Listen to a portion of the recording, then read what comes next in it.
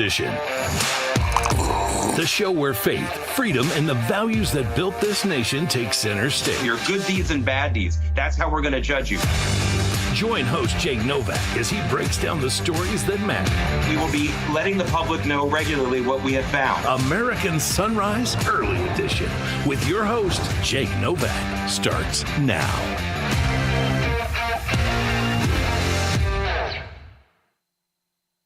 Welcome. It is another No Tie Friday here in American Sunrise Early Edition. No, I didn't lose my shirt or my tie in the stock market yesterday. That's not why we do this every Friday.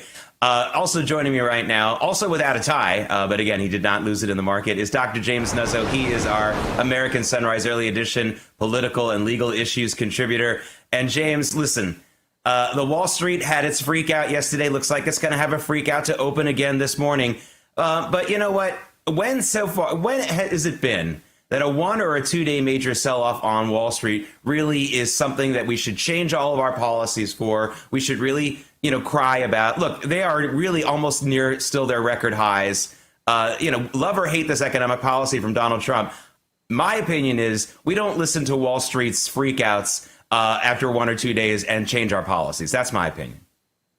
Well, look, you're right. First of all, it's not exactly certain that while the short-term reason for the sell-off has been the imposition of these tariffs, we've had a fairly strong, almost crazily bullish market for the past several years. Some people have even used the term frothy. Every time you look at bull markets, there's always a 10, 15, 25, even a 20% drop in the high from the bull market. It's a necessary correction. It has to happen. There's a bit of a shakeout. The market was due for it for two reasons. One, it was just due for it because, is what I was saying, the valuations were out of whack. But it was particularly out of whack with the idea du jour, which is artificial intelligence, in which you put anything with the word AI on it, and immediately you got a 20 or a 30 earnings times multiple on your stock price, and that's not sustainable. We saw this in 2001 with the app bubble that finally burst, and people said, hold it, we're paying how much for an app that tells us that our toenails are too long and then books us at the nearest nail salon? I mean, the bottom line is this had to happen. Both the president as well as the Secretary of State, even before it opened yesterday, said there's going to be a big correction. We know this. This is okay. This is what happens. The patient was sick. We're not curing the patient. And as you know, when you come out of surgery, you feel crappy for a couple of days and you're in the recovery room. Well, that's what's happening now. Yeah, well, I'm sorry to bring this up. No, I'm not. I have to also point out the incredible hypocrisy that's really whipsawing me. So many of the same people who were screaming that Wall Street is hurting America and they're the worst people in the world were the ones at these Occupy Wall Street protests. Check this out on the screen. This is from not that long ago. The same people who say we have to tax the millionaires and billionaires and they're terrible people. The same people who are going on a End the Oligarchy tour. And again, the person who named that for AOC and Bernie Sanders should be fired. That's the worst name for a political tour I've ever heard. But the same people saying that for years are saying, oh my God, Wall Street had a one-day sell-off. We have to stop this tariff policy. It rings a little hollow, doesn't it? Well, look, they're going to grasp at any straw they possibly can when, according to a number of the polls, you're in the low 20s for the approval rating of the Democratic Party. Any little piece of flotsam or jetsam in the water looks like a raft that you can put yourself on and not sink. And that's what they're doing. They grasped a couple of weeks ago on this whole non-issue regarding the signal link. The polls demonstrated didn't do anything, nothing whatsoever. Cory Booker goes and does this 26-hour piece, which got him into the record books. But frankly, other than Frank Luntz, I can't figure out who in this country even knew that this existed or happened. Now they're looking at trying to save the rich. Well, actually, that one makes some sense, Jake. And the reason it makes some sense is because if you take a look at the Democratic Party and you take a look as to who's giving money to the Democratic Party, the top 10 zip codes in terms of money, they're all Democrats. They're not Republicans. They're actually saving their people. Yeah. Speaking of Democrats, Jim, and again, I'm always talking about elected Democrats here. If you voted Democrat once in the last 20 years, don't take personal offense, because you got to find out what your leaders are doing. Jim, I've heard of I found my thrill on Blueberry Hill, but the Democrats seem to be finding their way to lose their voters on dumb hills, and it gets dumber and dumber.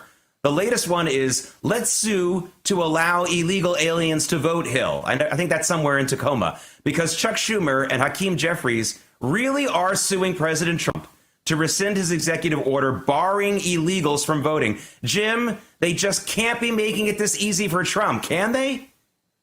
Well, one of the great things in politics, if you're a great politician, is that you have very, very stupid opposition. What was fascinating to me, and I know that you've talked about this on the show for the past couple of days, so I'm not going to go over it, but the bizarre disconnect in Wisconsin in which a liberal judge wins over the conservative judge for the state Supreme Court. Yet overwhelmingly, the voter ID, which by definition means only citizens can vote, passes as a constitutional referendum, which, by the way, historically, constitutional referendums go down to defeat. People don't like to vote for constitutional amendments. So, again, politically, it's stupid. Legally, well, I was going to say, if you had real judges that weren't corrupt, legally this should be thrown out. Neither of these two people have any standing to sue. That's a technical legal term. I'll leave it to the lawyers and those people who've been watching court TV to understand what I'm talking about. But the bottom line is this case, if it was done by real honest jurists, which I do not believe exists in many of these cases, would be not even past the initial 12B6 motion. Yeah, I mean, look, there's going to be some people who are going to say, hey, they're being courageous, even though the polls don't support what they're doing. That's not what's happening. I mean, please. I mean, you're looking for career politicians like Chuck Schumer and Hakeem Jeffries to do something that's really not supported in the polls in any way whatsoever. I'm sorry to say this, and no, I don't have the financial receipts, but there's some kind of payoff going on here. I'm not saying there's cash in a briefcase, but I'm saying there's some kind of payoff for this where they're being told, go ahead and do this, even though the polls don't like it. Jim, I'm not going to let you off the hook. We are going to... Go ahead. Go ahead, Jim. I was going to say, again, you got to remember, it may not be cash on the barrelhead. Who are their donors? Who are their voters? It's Greenwich, Connecticut. It's Oyster Bay, New York. It's Hollywood. They're all the rich people. Who's getting hurt? The rich people. Their people. Used to be said that the Republican Party was the party of Wall Street. No, the party of Wall Street are the Democrats, and the Wall Street's getting hurt, so they're getting hurt. Yeah, I'm not going to let you off the hook, though, Jim, on the Wisconsin thing, because, again, I agree. It was very, very interesting, and I made this point, again, yesterday and the day before, exactly as you did. If the voter ID law passed, even with a bigger majority than Susan Crawford, the winner, the liberal judge who won that election, then it just goes to show that the media narrative that this was a rebuke to Trump, a rebuke to Musk, is not true.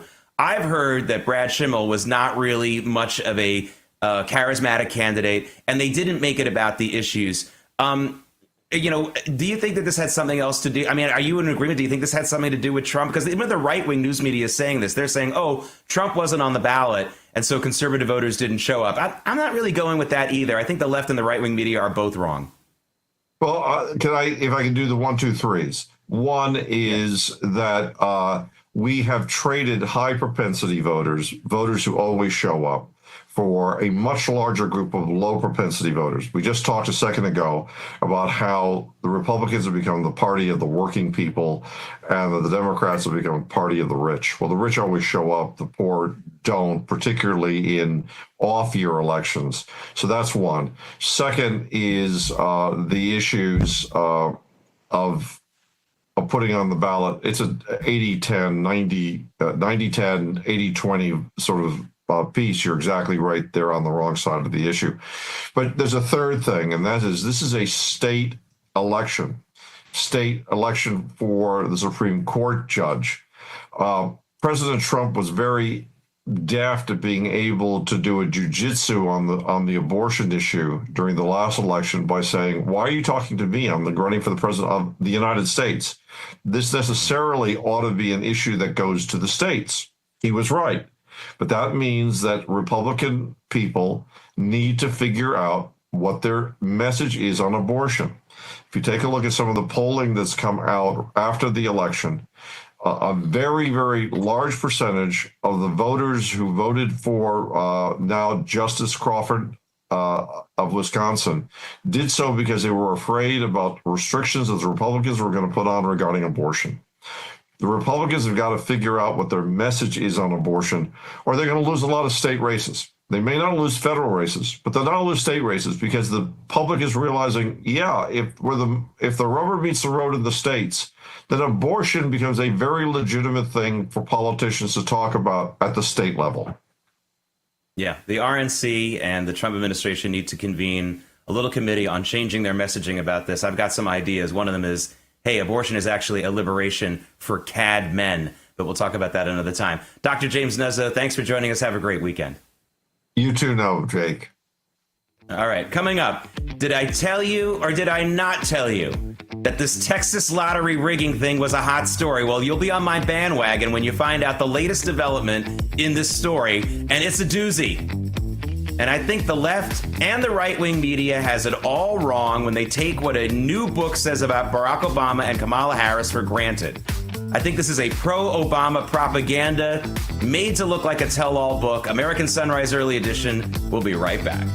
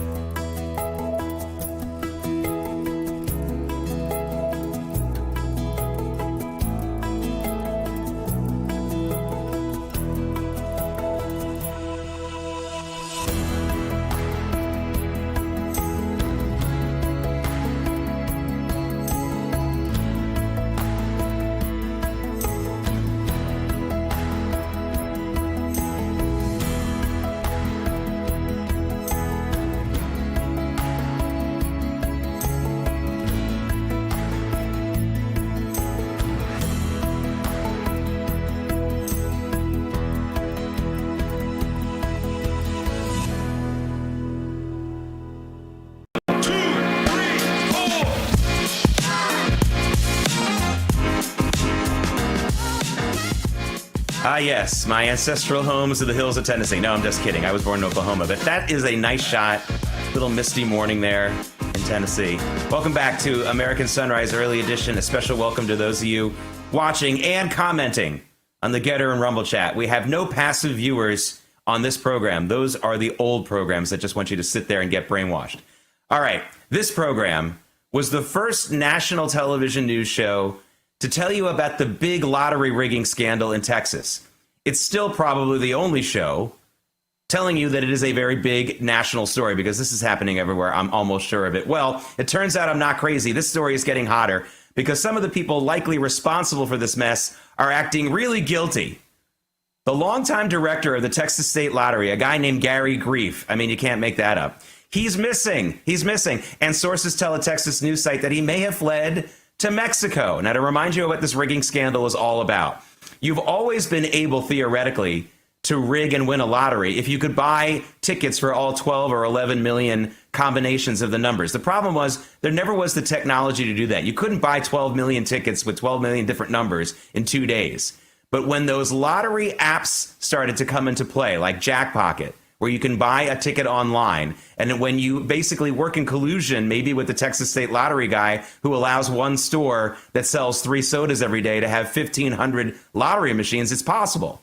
And now there's more evidence that this is a money laundering operation. Part of me wish this was some smart kid who had made a fortune figuring this out, but it does look like criminal organizations, drug traffickers, maybe even foreign nations like China or Mexico are putting this money in and winning these lotteries this way. Folks, I've told you once and I've told you twice, do not play the lottery. It is rigged. That's my opinion, but it's starting to look more like basic fact. I think you would agree. All right.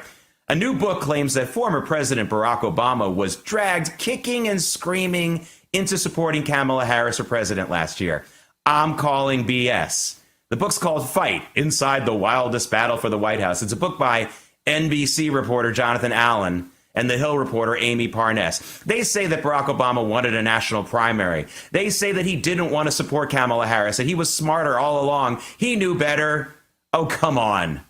He absolutely went to bat for Kamala Harris. Remember when he even excoriated black men for not voting for her enough? I didn't know what that was all about. This is all about whitewashing Barack Obama and giving him the supposed perfect record that he's supposed to have. They tried this with Hillary, too, by the way. There were a bunch of reports about how he wasn't so sure about her. Baloney. He was all in. They're just trying to cast him as the perfect, and absolutely never makes a mistake guy. He's made a lot of mistakes, and his influence is now in the garbage can for the Democratic Party. This book is not going to work. Nice try. All right. The Trump White House has dismissed several members of the National Security Council and some staffers. They did that yesterday. Now, the news media is reporting this is all in response. This is all because of independent pro-Trump journalist Laura Loomer and her report supposedly showing all the disloyal staffers and the receipts and everything else like that. Now, I don't doubt she did that.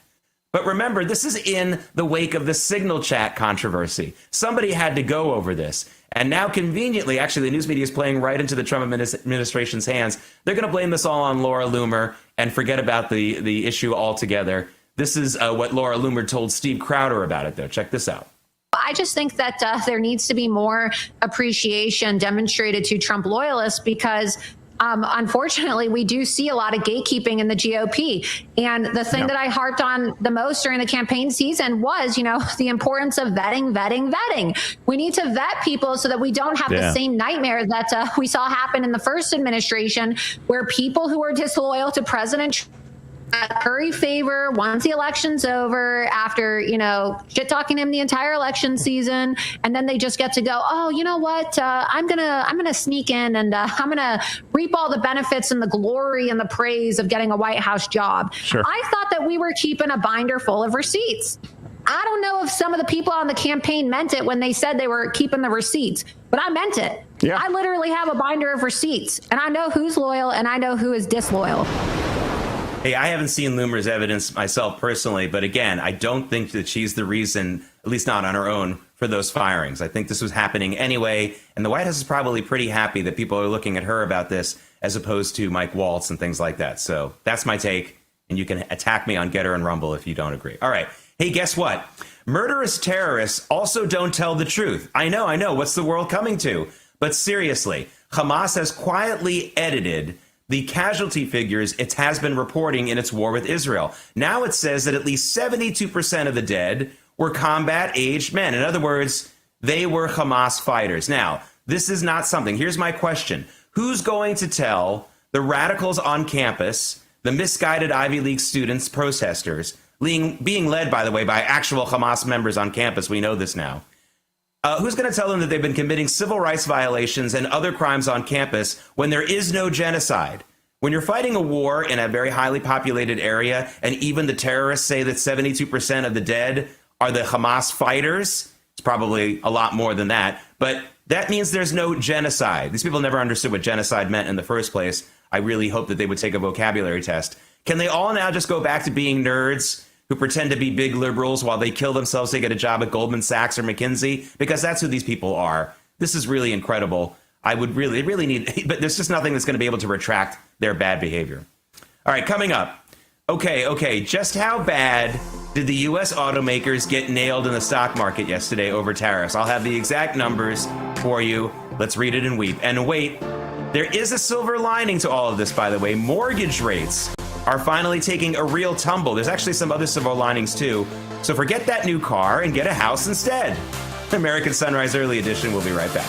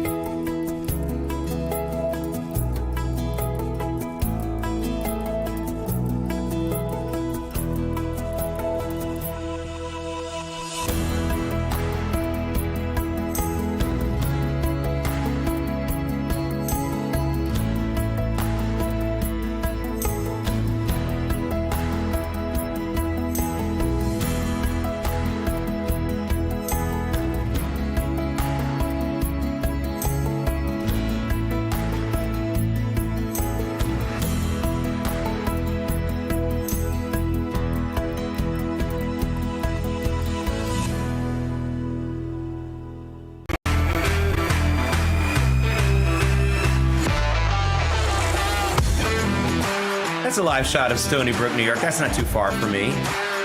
It's actually a nice little town, and it's a pretty good state college there, especially if you're a pre-med student school there. But the Stony Brook campus, which we're not showing you right now, is darn ugly. There, I said it. All right, let's take a look. Speaking of ugly, let's take a look at where the markets will begin today. And we've got another big turn down. 1,200 points down on the Dow is what we're looking at right now if it opened right at this moment. Red everywhere, except look at gold. Gold is up. Just about the only asset class up, 31.57 an ounce right now. I have a lot more to say about gold a little bit later. But here's a red arrow that I like. Crude oil, $62 a barrel. We should see some real relief at the pump. It's already been, a nice relief since President Trump became president. But I think we're going to see a two-handle all over the country pretty soon. Let's take a look at Bitcoin. Because Bitcoin, even though it is also down today, actually it's up now. Bitcoin's another asset class that's up, but it's just barely up. It's basically flat. But an interesting thing to note about Bitcoin, this is the same range that Bitcoin was in well before this tariff stuff. It was stuck between 80 and 90,000 for a few weeks there, and there it is at 82. All right. One of the biggest losers in the tariff news so far is Vietnam. Vietnam is where it turns out, a lot of higher end, even higher end brands here in the United States get their clothing made, if it's a clothing apparel maker, and even some other products like furniture. So shares of Nike tanked 14% yesterday. Lululemon fell 10%. American Eagle Outfitters, the big loser, 17%. Ouch, that is really rough. I'm still wearing Garanimals, so I have been unaffected. All right. Okay, but we got to get a focus a little bit on the good news. And in addition to the gas prices going down and gold standing up, the tariff tumult is pushing mortgage rates lower. And that's an important story here. They fell to about 6.6% yesterday alone, and will go lower most likely today. Now, usually when we look at mortgage rates, we look at the week's numbers, not just day to day. But again, if we get mortgage rates below 6% in this country, which is the magic number I've been talking about, even if it's 5.9999% with a bar over it. Remember your 7th grade math. I think that will be a big psychological hurdle overcome, and many more buyers and sellers will come into the market. Got to get it below 6, and we're on the way there. We might be there in a week or so, the way things are going. All right, if you're like me, you're getting excited probably to watch the NCAA Final Four games starting tomorrow.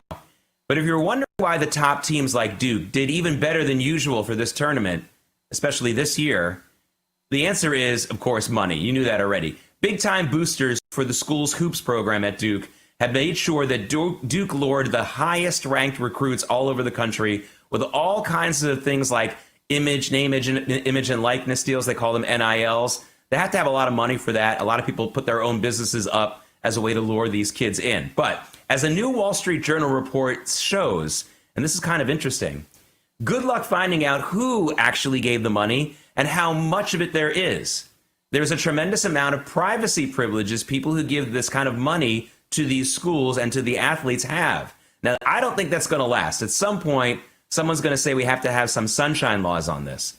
But right now, it's pretty much unregulated. They call it dark money. You can give a lot of money to your favorite football, basketball, or whatever program and to the players for a name, image, and likeness deal, and you won't have to tell anyone, I guess, other than the IRS. And that's private unless MSNBC tries to steal your IRS files. All right. And it's breakfast time, and I'm hungry, so that's the reason why I want to talk about this. Hershey is just buying. They just bought a healthy snack company called Lesser Evil Popcorn for $750 million. That's a lot of popcorn. But actually, this is really an important, bigger story. The healthy snack space is very hot right now. If you have a healthy snack, whether it's cookies, popcorn, Pop-Tarts, I don't know what you call it. They're not healthy, but maybe a healthy version of it. You are really in a very hot space right now. So listen, go ahead and work on your healthy recipes because the big candy companies, the big snack companies want to get into that business. All right, it's almost the weekend, so let's take a drive.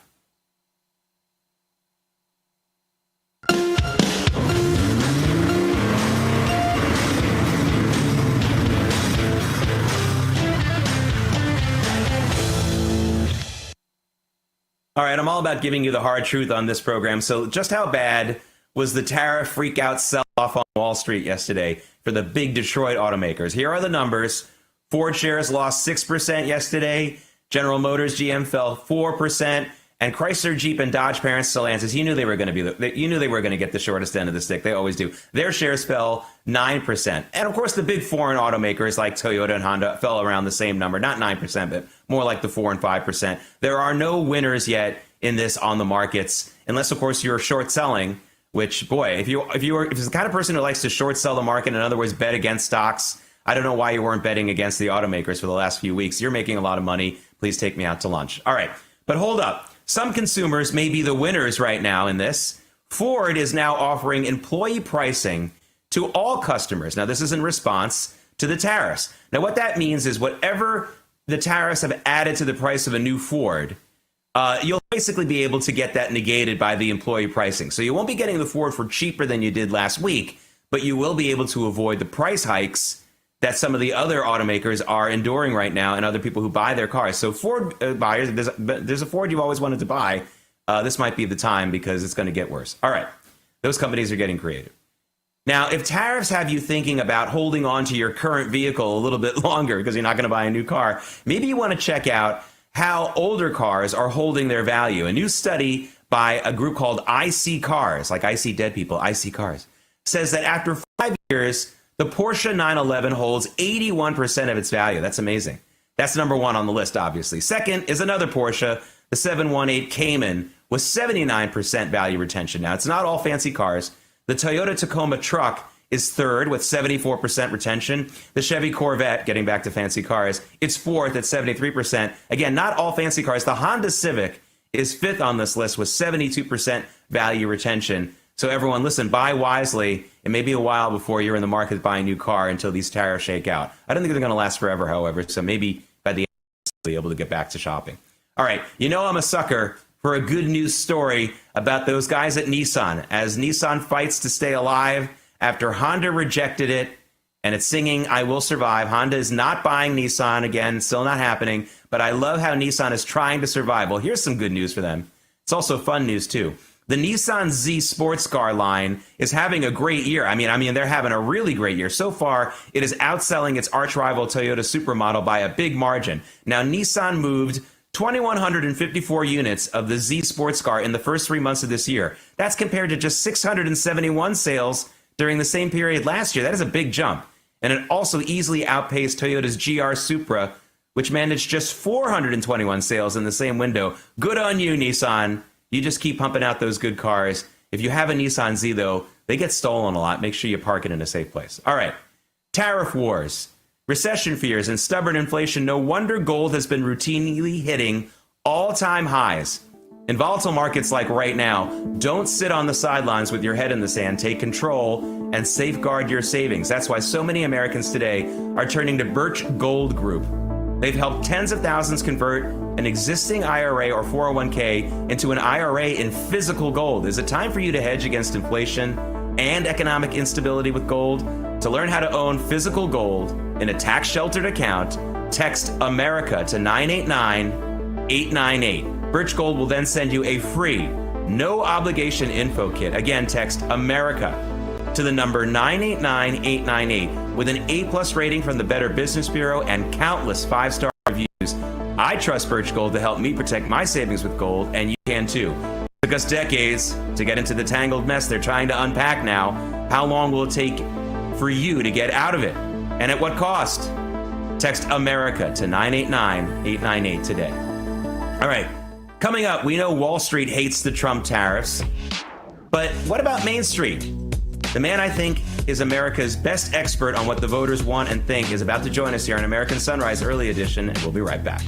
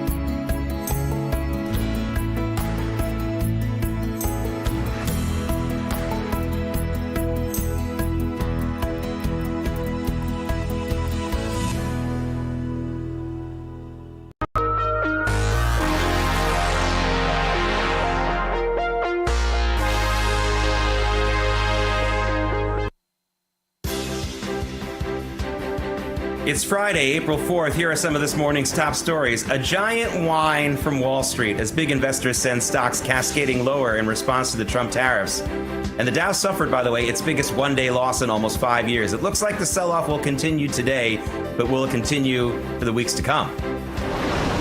Democratic Party leaders keep choosing dumber hills to die on. This time, Senate Minority Leader Chuck Schumer and his House counterpart Hakeem Jeffries are actually suing the president to stop his executive order that would block illegal aliens from voting. Next up, the Dems are moving to cancel Christmas.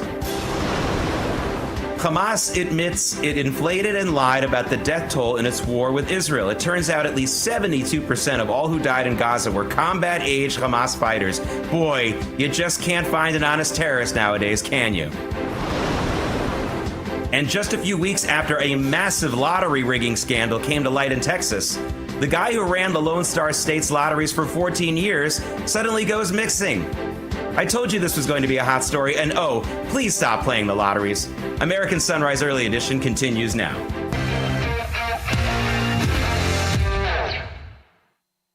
Welcome back to American Sunrise Early Edition. This is a No Tie Friday. This is a day where everyone, like all days actually though, on Getter and Rumble, get to not only watch the show there, but they get to comment on it because passive viewing of the news is no longer a thing anymore in America. By the way, it was never a thing in my house either. We yelled at the TV in the 70s and the 80s, even though no one was listening. Now someone's listening, so you're not crazy. Joining me now is another guy who's not crazy. In fact, he's the guy I think who understands the American voters better than anyone else in this country, Scott Rasmussen. He's of RMG Research in the Neapolitan Institute. So Scott, let's get right to it. Let's talk about, I know you did a poll on the tariffs and President Trump and how people feel about it. What are people saying so far about this in early days? Got to put this in perspective, Jake. This is before the Wall Street massacre yesterday. So a couple days ago, we went out and polled and found that 52% of voters, just over half, disapprove of how the president is handling the issue. And importantly, it's a trend. That's up 3 points from 2 weeks ago, up 5 points from a month ago. We're going to be polling on this again on Monday. It wouldn't shock me if the disapprove number goes up. But Jake, the real story here has nothing to do with tariffs. It has to do with the overall economy.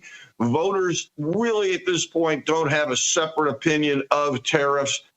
What they're going to notice is my income going up or down, or is inflation going up or down? So a year from today, if the economy is doing great, this won't be a story. If it's going poorly, Democrats will point to the tariffs and say that's the reason. Yeah, all right. Well, here's my advice. And you don't need my advice on polling, but if you did all the polls at the gas stations in a couple of days or a couple of weeks, you're going to have a lot more positive thumbs up because we're at $62 a barrel right now. I think we're going to see a 2 handle in places where they used to see a 3. I can't speak for California, though. They're probably still paying $17 a gallon for 93 octane. But that leads me to my next question. While Americans are skittish about the trade and tariff wars, they do seem to grasp the importance of keeping some essential resources made here in the U.S. I'll talk about energy in a second, but first, you have a survey about essential pharmaceuticals and how many Americans think that they should be made here. I think it's something about antibiotics and stuff like that. Is that correct? Yeah, 2 out of 3 voters think they should be made here. This is really a carryover from the early days of the pandemic when people couldn't get supplies and we began to have fears about supply chains. Now, some of those early supply chain discussions were about, oh my gosh, my toys aren't getting here for Christmas.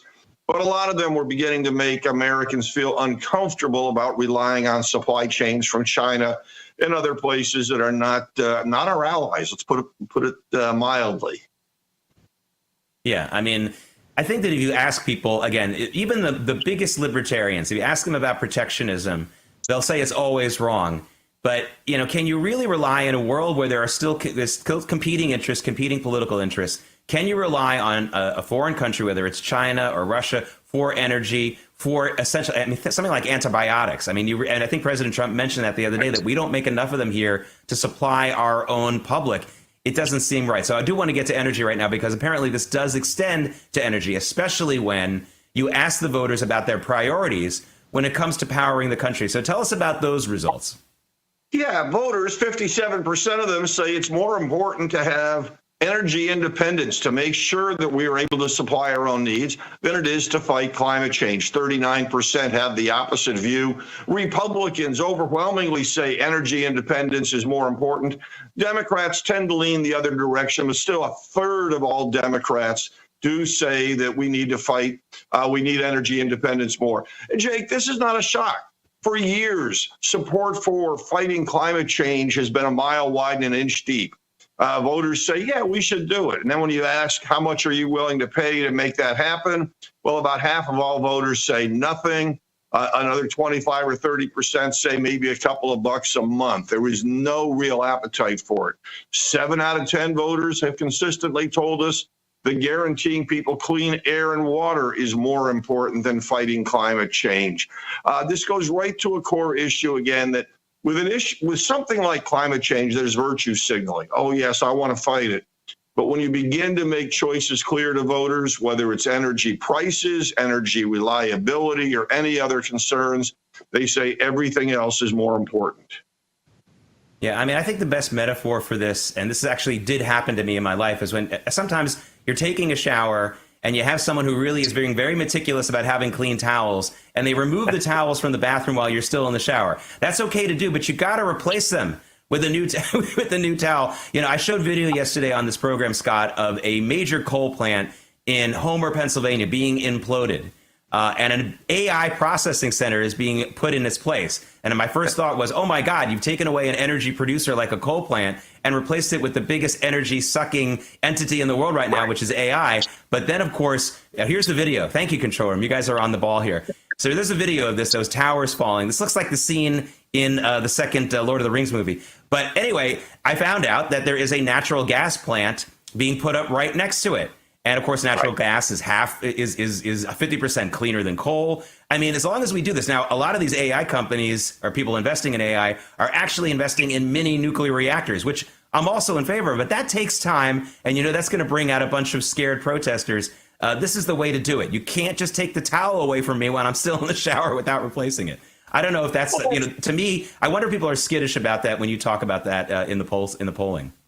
Well, I've never polled about people taking away your towel in the shower. But when you talk about everything else, yes, it's trade-offs. If you ask about anything, any particular issue, people react viscerally. Oh, my gosh, if we take away this program, what's going to happen to all the things that it supported? So you have to say, here's what the trade-offs are. And that's where it gets difficult in polling. How do you present reasonable trade-offs, and how do you define them? Even on the question you just mentioned about these mini nuclear reactors, a lot of voters are okay with them up front. Older voters still have more skittish feelings, perhaps because of 3 Mile Island in their memories. Younger voters are much more concerned about different issues, environmental issues surrounding them. So how do you present the trade-offs in something like that, and how do you make it realistic? Ultimately, the only answer to getting a good poll on an issue like that is to have the public debate take off, begin to have people talk about it. And we've certainly been having that climate change versus energy independence debate for a long time. And most voters are on the side of energy independence. They like to drive those cars. Yeah, I mean, look, it's American people know they have to get to work. And I think a lot of us still, I mean, maybe this will change when my generation goes bye-bye. But I grew up worrying about pollution being something like too much smog, garbage on the streets, and keeping our water and our oceans clean. Right, exactly. Yeah, I mean, not carbon dioxide.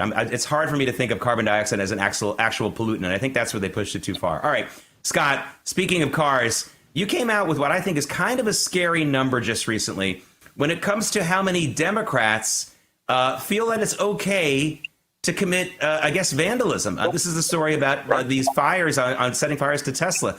What number did you find, and what do you think about this? A third, 31% of Democrats, it's really hard to condone violence, but it's justified in the case of Elon Musk and Tesla.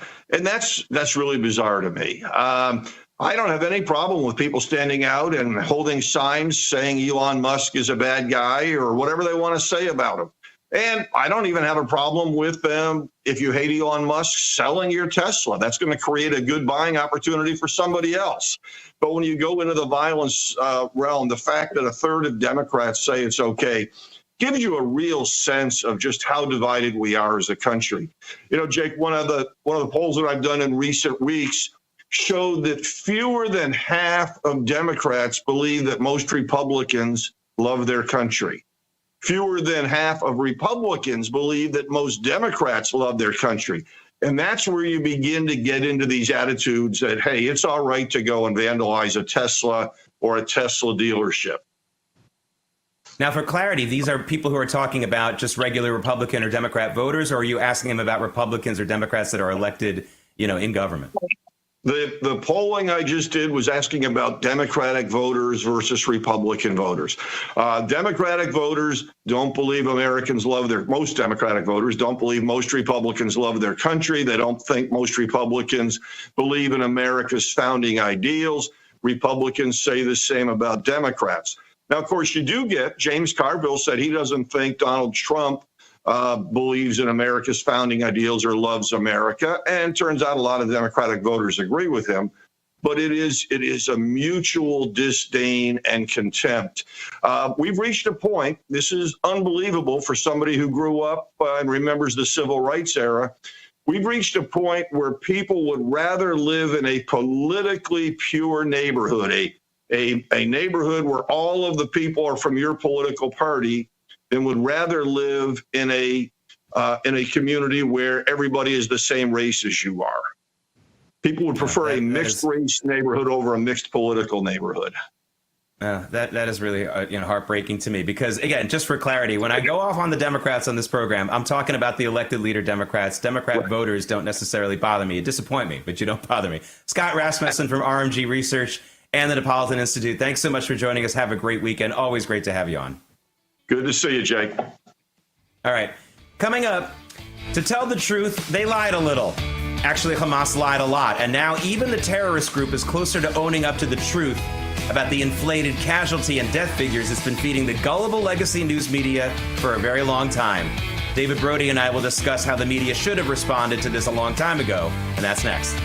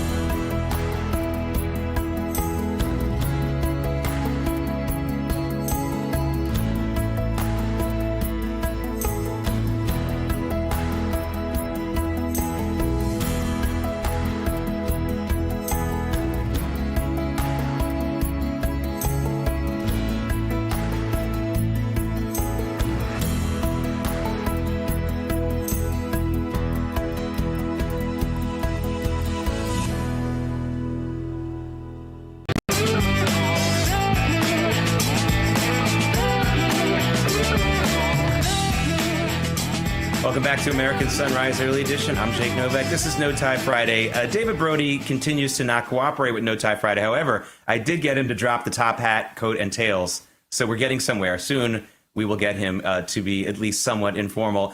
The story I want to talk about with him, because this is also a news media story, is, for months, every time Hamas told the news media how many people have been killed, how many civilians have been killed, how many children have been killed in the war with Israel, they just repeated it. They repeated it, and the way that they'll get away with it is they'll say, well, this was according to the Hamas news service. But, of course, in the headlines they say, without attribution, 10,000 killed or whatever number. Well, even Hamas edited those numbers the other day. They are now saying that 72% of all their dead and casualties were combat-age Hamas fighters. It's probably a lot more than that, but even they have edited it. Now, the question I have to ask, David, is Who's going to say they're sorry from the legacy news media? And who's going to tell those protesters on the campus that they indeed weren't protesting for any good reason? I mean, I'll tell them, but I don't think they're going to listen.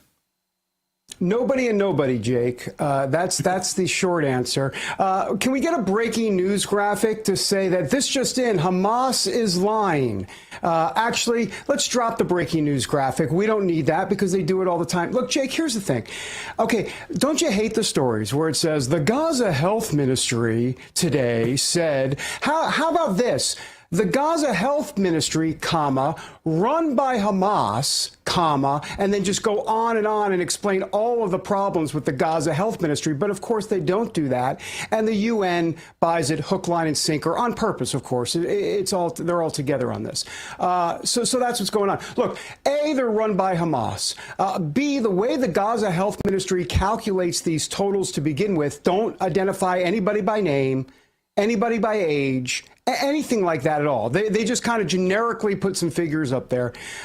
You've got that. And also, they don't break down the difference between civilians and combatants, or terrorists, basically. And of course, they're not going to do that because, let's be honest, how do I say this? The lines are a bit blurred over there. How about we just leave it like that between civilians and terrorists?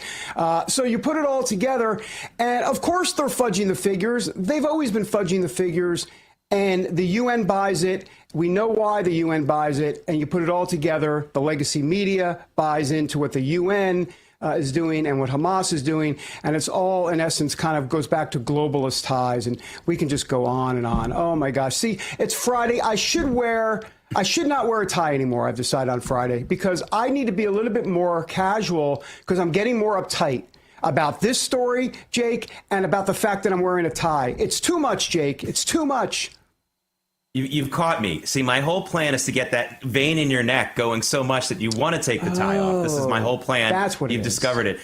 But, you know, my real beef, though, all kidding aside, is not with Hamas on the reporting of numbers. Of course, we expect them to lie. Yeah. It's, as you mentioned, these legacy news operations that I also talked about at the top. There's no one in their newsroom saying, maybe we shouldn't put in the headline, and especially the headline, the number that Hamas gave us. There's no one to say that. There's no one who has that maturity and I should say even that decency. I understand that there's an inclination in every executive producer and every editor's mind to say, hey, the higher the number, the more hot this headline's going to be. We're going to get more clicks. But I actually think that day is long gone. Everyone is kind of desensitized to that. It's better to go with the truth. And they won't do it. And, you know, this is like maybe the 18th time, David, that we've discussed how they inflated the numbers. And there's still, tomorrow, they will publish another number like this. I guarantee you. And somebody needs to call this out. I mean, do they need to get sued? I don't know what happens here. I don't know, but, you know, the Associated Press, they wrote an article about how legitimate is the Gaza Health Ministry.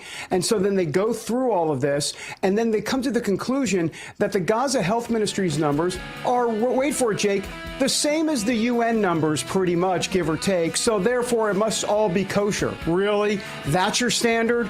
Good night, nurse. Yeah. All right. Well, you're going to have a little bit more honesty in the next 2 hours on the American Sunrise Big Show with David and the rest of the crew. I'm Jake Novak. Thanks for spending your week with us. We'll be back on Monday. And again, stay tuned for the next 2 hours. American Sunrise is coming right up.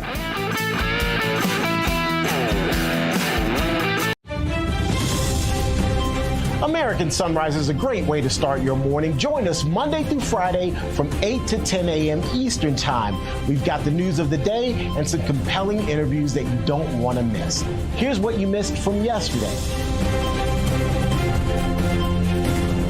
What a day and morning after Liberation Day. It's certainly interesting. Not everyone is happy. Oh, I think it's fantastic what he's doing. And look, here's the analogy. It's like a parent and a child, right? I'm going to count to three, and you better have better get it done on the count of three. 1, 2, and they never get to 3. Well, Trump gets to 3.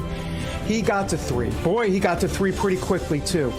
He's a parent who's not playing around. But the bigger picture, I think, that President Trump has in mind is spurring economic growth here in this country. That means having people build plants here, having people make their products here in the United States, which ultimately will add to our workforce and create jobs here for the American worker. Take a look at those kind reciprocal tariffs, as President Trump likes to describe these things, and it's all but fair.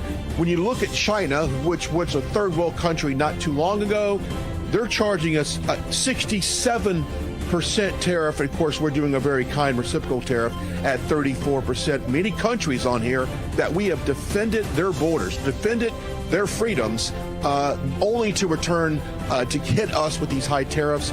This is a part of bringing manufacturing back to America and basically bringing us to the forefront of making our country wealthy again. It's our turn to prosper, and in so doing, use trillions and trillions of dollars to reduce our taxes and pay down our national debt, and it'll all happen very quickly. It's about time that countries who took advantage of a trade with us paid reciprocal tariffs so that we could get their products when needed if we won't choose to buy from them without a tariff.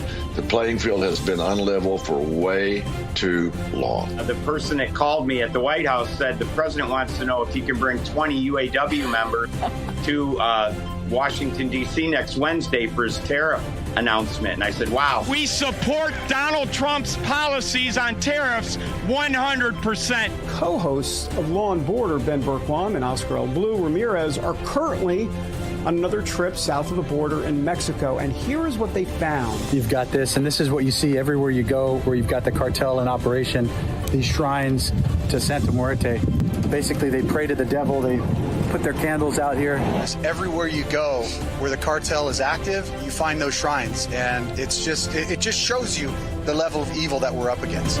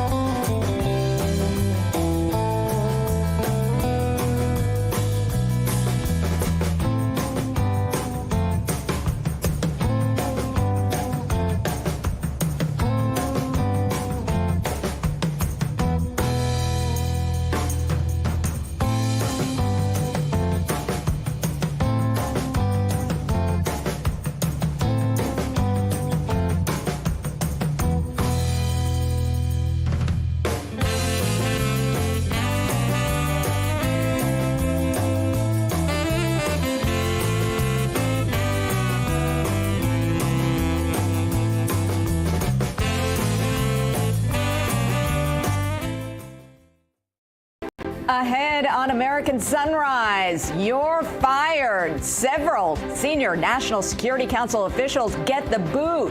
Who's been cut and why? We have the shocking story coming up. Plus, more fallout and reaction pour in after President Trump's new sweeping tariffs impacting essentially every U.S. trading partner. And is Elon Musk stepping down anytime soon? Well, it depends on who you ask. Vice President Vance does provide some insight into what may lie ahead for Elon and Doge. Those stories and so much more as American Sunrise starts right now. Good morning, America. Welcome to American Sunrise. Whether it's culture, we have breaking news to share with you. Politics. President Trump is joining us live now from Florida. We've got you covered. This is what it looks like to be a patriot. We have to protect the American family. The American dream is still alive. I'm David Brody. I'm Terrance. And I'm Dr. Gina. Good morning. I'm Allison Hans in for Dr. Gina live from West Palm Beach. Let's bring in David Brody in Washington, D.C. and Terrance Bates in our Denver newsroom. Good morning, gentlemen. Hello, Allison. Terrance? Is it Allison? Yes. Is it a good morning? It is a good morning. Have you checked your investment portfolio? Well, I don't know about your investment portfolio, but I think the way that the president put it is that there has been an operation, and that the initial operation has been executed, and that the recovery is looking good for the patient. Let's put it that way. Yeah. Well, let's put the it that stock way. market. David, you said there was going to be short-term pain, and right now my portfolio is got me really hurting all over the place. But I am optimistic that it will come back, David. I'm optimistic, but I must admit the short-term pains got your brother a little nervous right now. Got your brother a little nervous. Yeah, the stock market is in ICU at this point. So we'll kind of see how that plays out. In China this morning saying, you know what, you're going to put 34% more tariffs on us, Mr. Trump. We're going to put 34% on America. And that's what they did this morning. So here we go. Trade escalation, at least with China. We'll see what it does with other countries. Also, by the way, China said 11 American companies are will no longer be able to do business with China. We'll get that list to you. We're just getting word of that as well. So, look, there's a lot going on. And, it's days of our lives. It's soap opera, Allison, in terms of, it's serious soap opera stuff. Yeah. But the point is there's going to be a lot of ebbs and flows. That's my point. Absolutely. And also some interesting to watch is the TikTok scenario over the weekend, because that can also be affected by what goes on with China. So I think there's going to be a little deal making there as well. Mm-hmm. Yeah, sure. I reported yesterday that Amazon is now in the fray. Amazon potentially could take over TikTok, which of course would give it American ownership and allow the company or allow TikTok to continue operating. We shall see. It's going to be an interesting 24 hours here. All right, would you give us our Bible verse, please, Allison? I'm tired of talking about my stocks, and it just stresses me out. I need some Jesus in my life right now. Some Jesus and a few painkillers. Okay, thank you. Thank you very much, Terrance. Today's Bible verse, it's from Psalm 23:2-3, and it reads, "He makes me to lie down in green pastures. He leads me beside the still waters. He restores my soul. He leads me in the paths of righteousness for his name's sake." Well, from the good book to the new reality in D.C., details are emerging about firings at the National Security Council. Several members of the NSC were fired after President Trump met with Laura Loomer. Reports say Loomer told Trump that some council members were not loyal to the Trump agenda and were described as, quote, neocons. Reports also say 3 of the people who were fired were senior staffers at the NSC. Now, here is what the president had to say about this on Air Force One. Take a look. We're in uncharted waters. Tariffs are more art. I'm not saying also. Can you tell us a little bit about your meeting with Laura Loomer and Mike Waltz today and how that came about? So Laura Loomer is a very good patriot. She is a very strong person. And I saw her yesterday for a little while. She makes recommendations of things and people. And sometimes I listen to those recommendations like I do with everybody. I listen to everybody and then I make a decision. But I saw her yesterday. She was at the ceremony. And she'll always have something to say, usually very constructive. What did she recommend? She recommended certain people for jobs. Adding to the administration, not adding. But not firing? Well, she'll recommend that too. But yesterday she recommended some people for jobs. Did she have anything to do with the NSC aides who were ousted? No, not her. And And that was the president aboard Air Force One talking about Laura Loomer and seeing her and having some conversations. For more, let's bring in RAV Chief White House correspondent Brian Glenn. Brian, good morning to you. Good morning. Okay, hey, so Brian, what can you tell us about this situation? Well, it doesn't surprise me that you've got this very aggressive journalist who's been really out there trying to, sniff out some corruption, and just not in terms of the White House, but in other aspects of the political landscape, even going after very MAGA-based Republicans. That's kind of what she does. So it does not surprise me that she did have, I guess you would assume, enough information that she provided J.D. Vance, President Trump, Mike Waltz, Susie Wiles, Sergio Gore, all in that meeting, that was enough to perhaps influence these individuals to be fired. Now, President Trump did downplay her direct influence of firing these individuals, but he does call her a very patriotic, a strong woman. He's often said that at rallies as well. So it doesn't surprise me that Laura Loomer was able to provide the information that led, presumably, to the firings of these individuals. And she is a very loyal Trump supporter, has always been outspoken about that. So that's what you have when you get kind of a really hard-nosed journalist, activist, if you will, go out there, get the information, give it to the people, let them make the decision. So we'll see what happens after this. But very surprising activities yesterday in result of that meeting. Brian, can I follow up on that? At this point, do we have any idea what the accusations were, or is this being kept under wraps?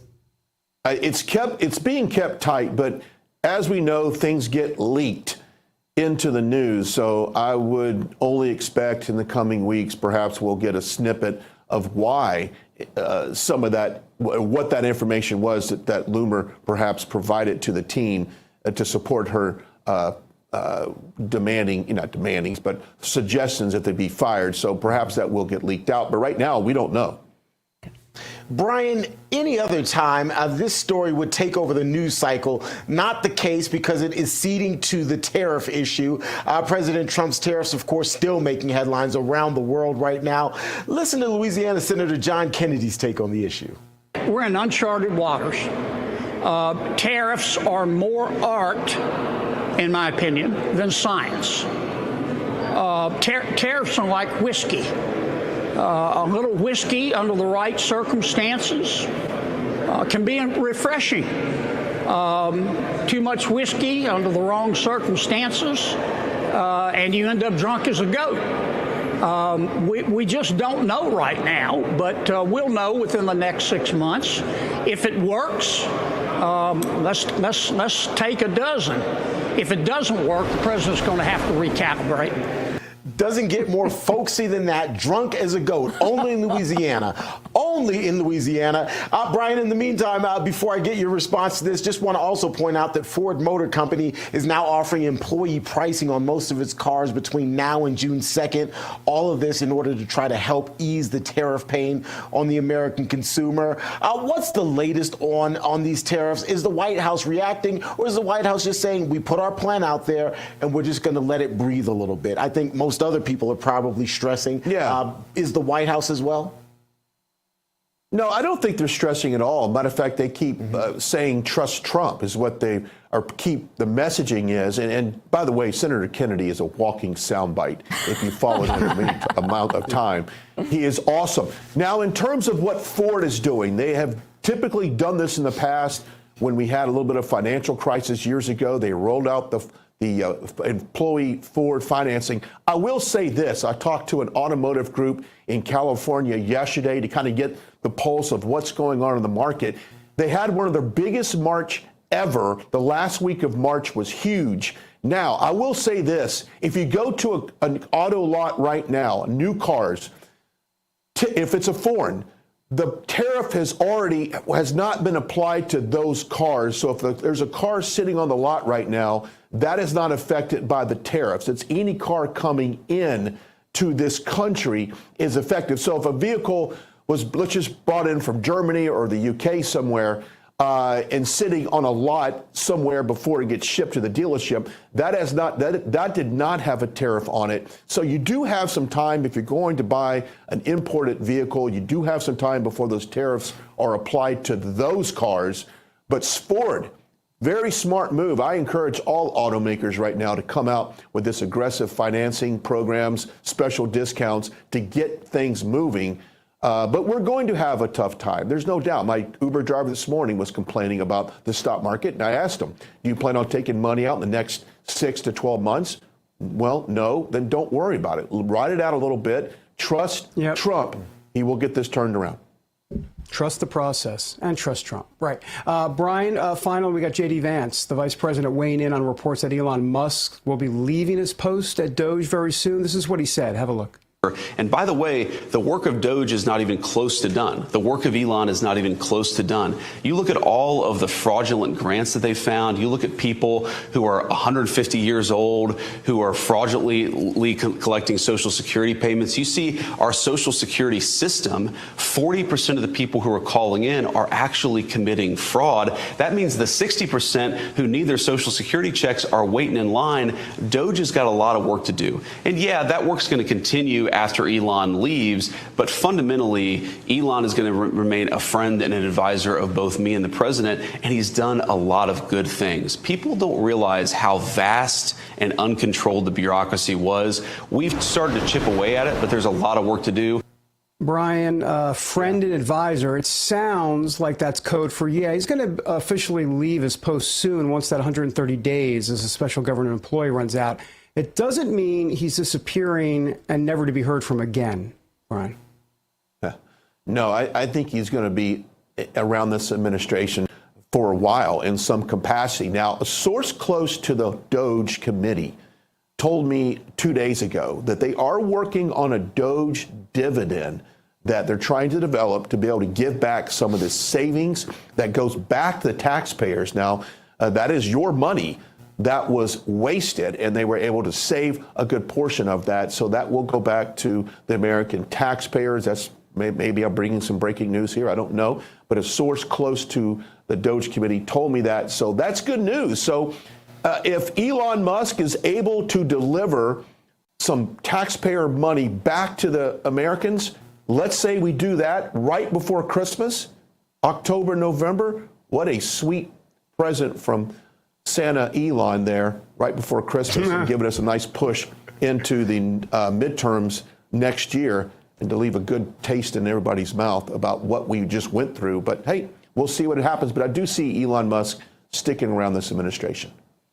I like it. And hey, Terrance, don't despair about your portfolio. You may have a Doge check coming your way.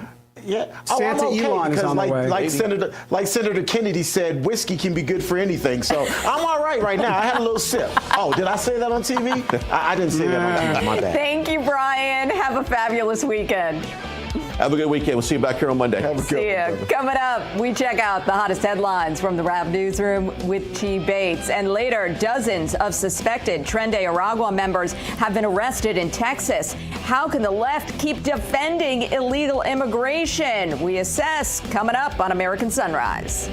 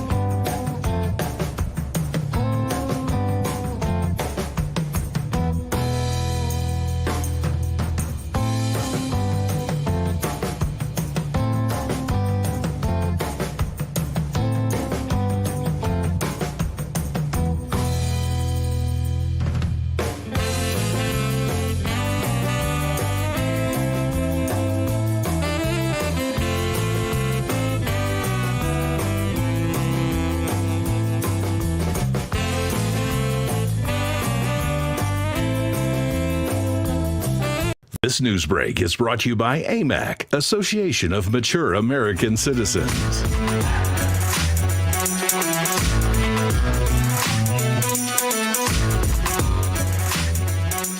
Grand Haven, Michigan, Lake Michigan, beautiful there. On this Friday in America, welcome back everybody to American Sunrise. I'm David Brody. Coming up, burning Teslas.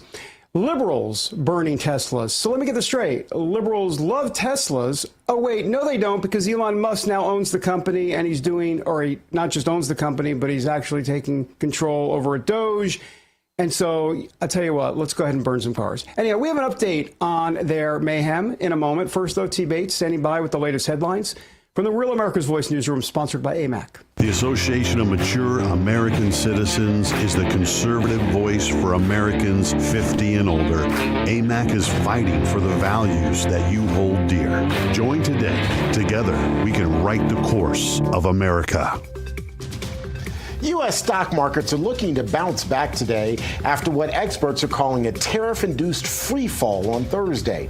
The losses are among the worst in the last decade, with the Dow losing 1,600 points, the S&P 500 dropping nearly 5%, and the NASDAQ hemorrhaging 6%. Everything from crude oil to big stocks on to the value of the U.S. dollar against other currencies are feeling the effects of the Trump tariffs.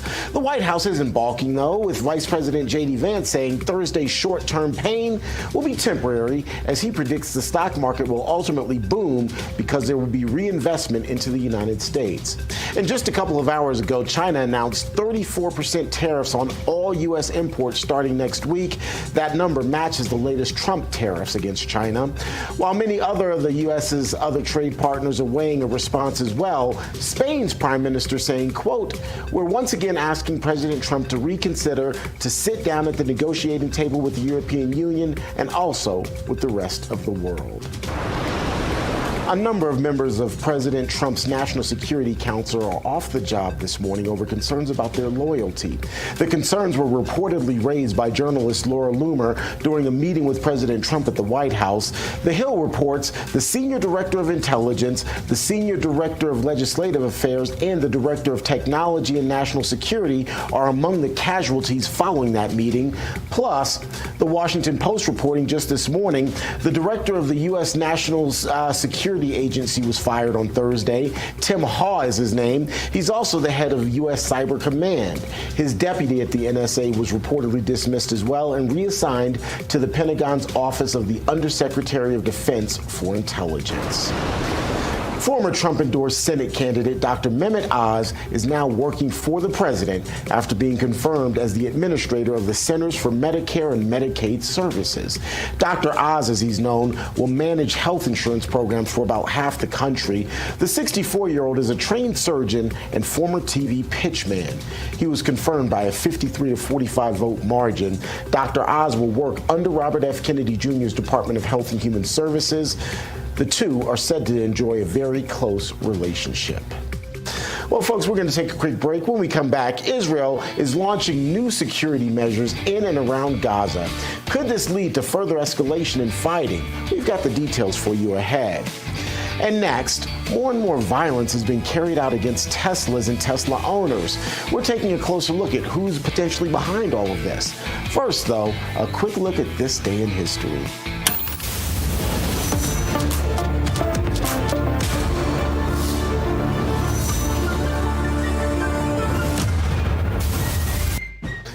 It was on this date in 1789 that the First Continental Congress met and chose George Washington and John Adams as president and vice president, respectively. This was right after the Revolutionary War, where we won our independence from the British.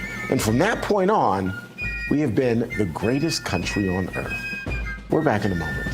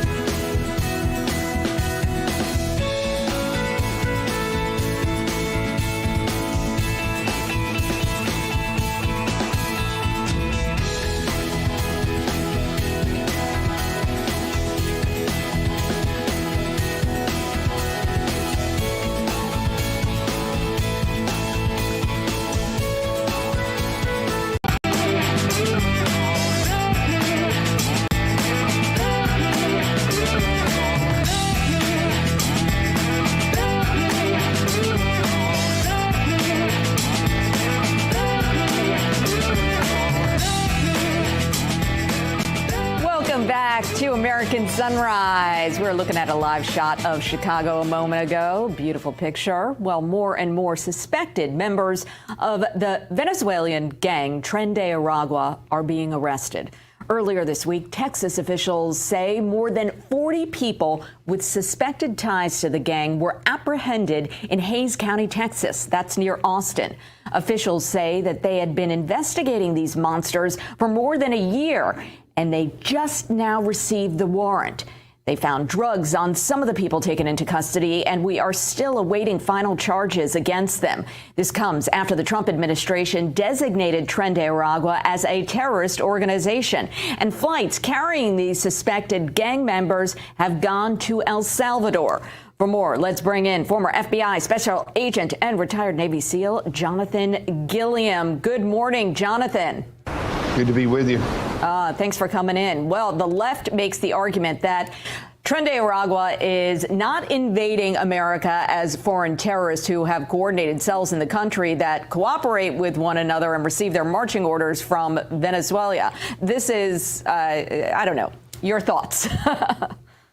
Well, I mean, the truth and the facts are what they are. And this is the problem that with politics right now is that politics and politicians will put the truth to the side and use theatrics and spin to try to hurt Donald Trump. And the other problem with this is that I see is that the Congress, although they're letting President Trump do their job, they're still showing that they're concentrated on other things, and their voice matters. The louder they are about what Trump is trying to do, the more of a voice he will have against these activist judges. We know that the activist judges are going to be the front line. They are the new front line right now.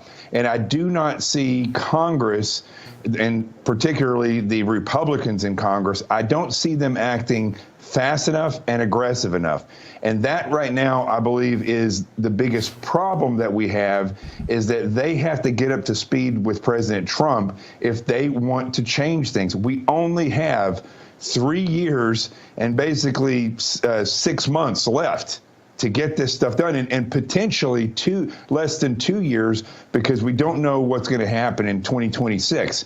So we have a lot of variables on the table right now that have to be done very quickly, and this is one of them. So we need Congress on board with the president to push these things forward, along with states, governors, sheriffs, all these individuals, to put the pressure on these judges. And even when if the states have to take over and start moving people out, whatever they got to do to get the president's agenda through, which we mandated, that needs to be done. Jonathan, Terrance here. I want to focus on the word terrorism or terrorist, because I think that's critical. Typically, most Americans are looking at, a Middle Eastern or some sort of Muslim force that's terrorizing our country, blowing things up. But even a layman's term definition of terrorism is committing violence that impacts the quality of life and the way that people live. And I would argue that Tren de Aragua and even some of the Mexican cartels would fall under that definition. From your law enforcement background, can you talk about the definition of terrorist and how it might be appropriate to call Tren de Aragua and some of these other cartels terrorists? Well, this is an issue that I've always had with terrorism, is it's always been linked to political aims. And the reality is this is kind of pointing towards a political aim. The use of force, intimidation, and violence for a political aim is what is a rough definition of terrorism. But it also has to do with coordinated groups of people who will use force, intimidation, and violence for a business aim, because that's what these gangs really are. They are businesses. And I think if the government continues to push forward, the reality of what defining somebody as a terrorism is that it's kind of like a RICO charge. But what it does is it gives us the ability, more than anything, to use all the assets of the federal government against that enemy. And I think this is where we get, for a legal standpoint, okay, I get it for prosecution. But we need to realize that you don't need the definition of terrorism to use all the assets in the arsenal of the United States government to go after these people. We need them charged and out of here, or charged in jail, or charged and dead. or dead. And the way we do that is by using what's in our arsenal to go after them. That is where President Trump is moving fast. That's where I'll say the DOJ did the right thing and using this phrase. But I think we do need to make sure that we don't get stuck into the argument of whether or not Tren de Aragua is political or whether they are organized criminals that are using force, intimidation, and violence. The fact is they are terrorizing this nation, and they're doing it for their own self-gain. Speaking about folks, Jonathan, that are terrorizing the nation, cue the liberals. Let's talk about the anti-Elon Musk violence going on against the Teslas out there. I mean, the level reportedly going up now. Fox News reporting that the number of attacks against Teslas has soared past 50. And the report says there are at least 5 federal lawsuits pertaining to all of this. Elon Musk has described these attacks as wide-scale domestic terrorism. And you've got the Attorney General, Pam Bondi. You had just mentioned the DOJ. She says the Justice Department is looking at it in that way. What do you make of it? So this is where I'm going to not, I don't want to criticize per se Pam Bondi and the DOJ and Kash Patel and the FBI and the way that they're going about this, but they do need to realize that all of these individuals, they can arrest one after another, but that's the same issue with arresting one gang member with MS-13 or Tren de Aragua. They have to realize that all of this is taking place, and I can't believe that they wouldn't realize this. It's all taking place because of the Democrats.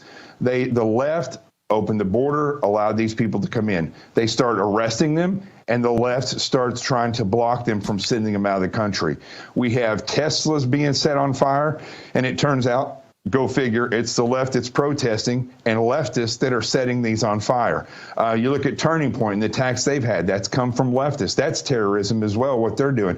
This is just as much terrorism as Tren de Aragua, as Al-Qaeda or ISIS, as Antifa, and they're all connected. They're all connected because the left either allows it to happen or they get involved to block action.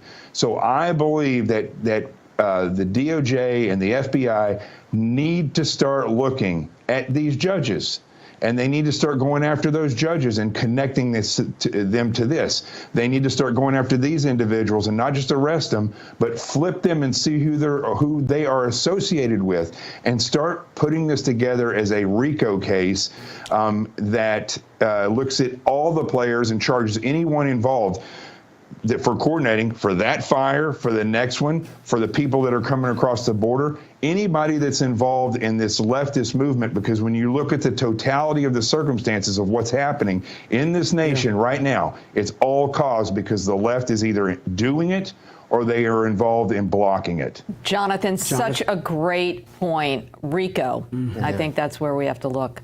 Thank you so much for coming in this morning. We really appreciate you. Thanks, got it. Jonathan. Thank you. Coming up, weight loss drugs are surging in popularity here in the U.S., but one side effect is coming to light that not many have thought about. We'll have the details. But first, President Trump has made it a top priority to end the fentanyl epidemic in this country. We talked to a mom who lost her son to this deadly drug. That's coming up next on American Sunrise.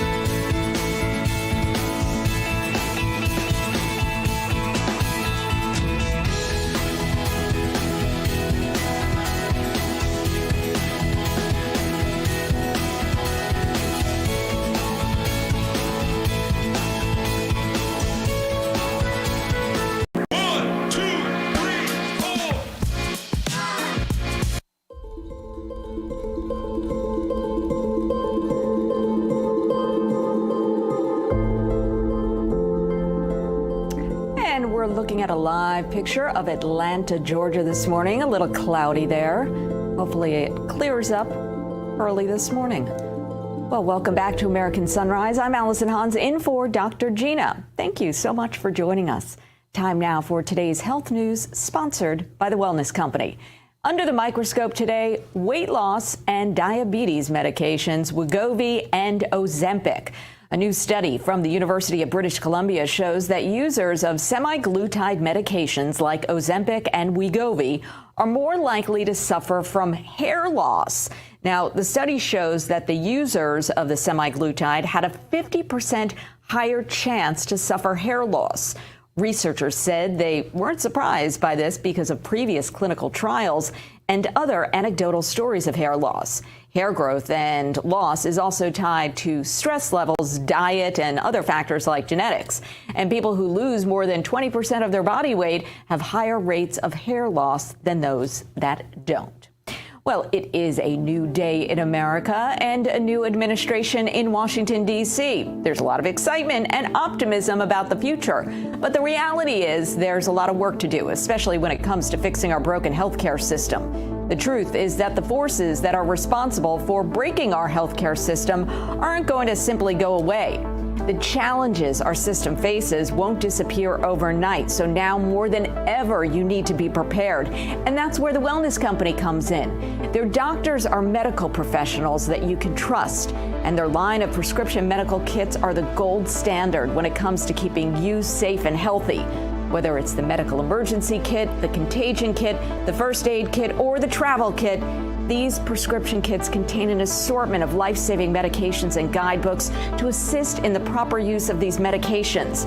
From the flu to strep throat, from COVID to the bird flu, from a trip to the beach to a trip overseas, the Wellness Company has a prescription kit designed to keep you and your family safe.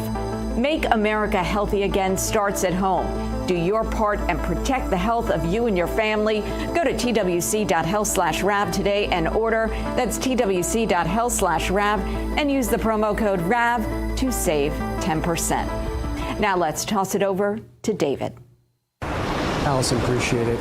Look, there's no doubt that President Trump has delivered on his promises regarding border security. Trump has brought these issues to the forefront because of people like Ann Fundner. In 2022, Ann lost her 15-year-old son to a fentanyl overdose. She has appeared several times with the president to bring awareness on just how lethal and dangerous fentanyl is. And here is a part of Ann's story. Have a look. And in 2022, Weston lost his life, a freshman in high school at the age of 15, from a single pill that took his life. The cartels were allowed to operate on American soil and took hundreds of thousands of American lives. And so we knew there was only one person that could save us from the devastation on our American soil, and that was President Trump. And so in 2024, we did the best thing that we could do to keep America safe again, and we elected President Donald J. Trump. Thank you. Thank you.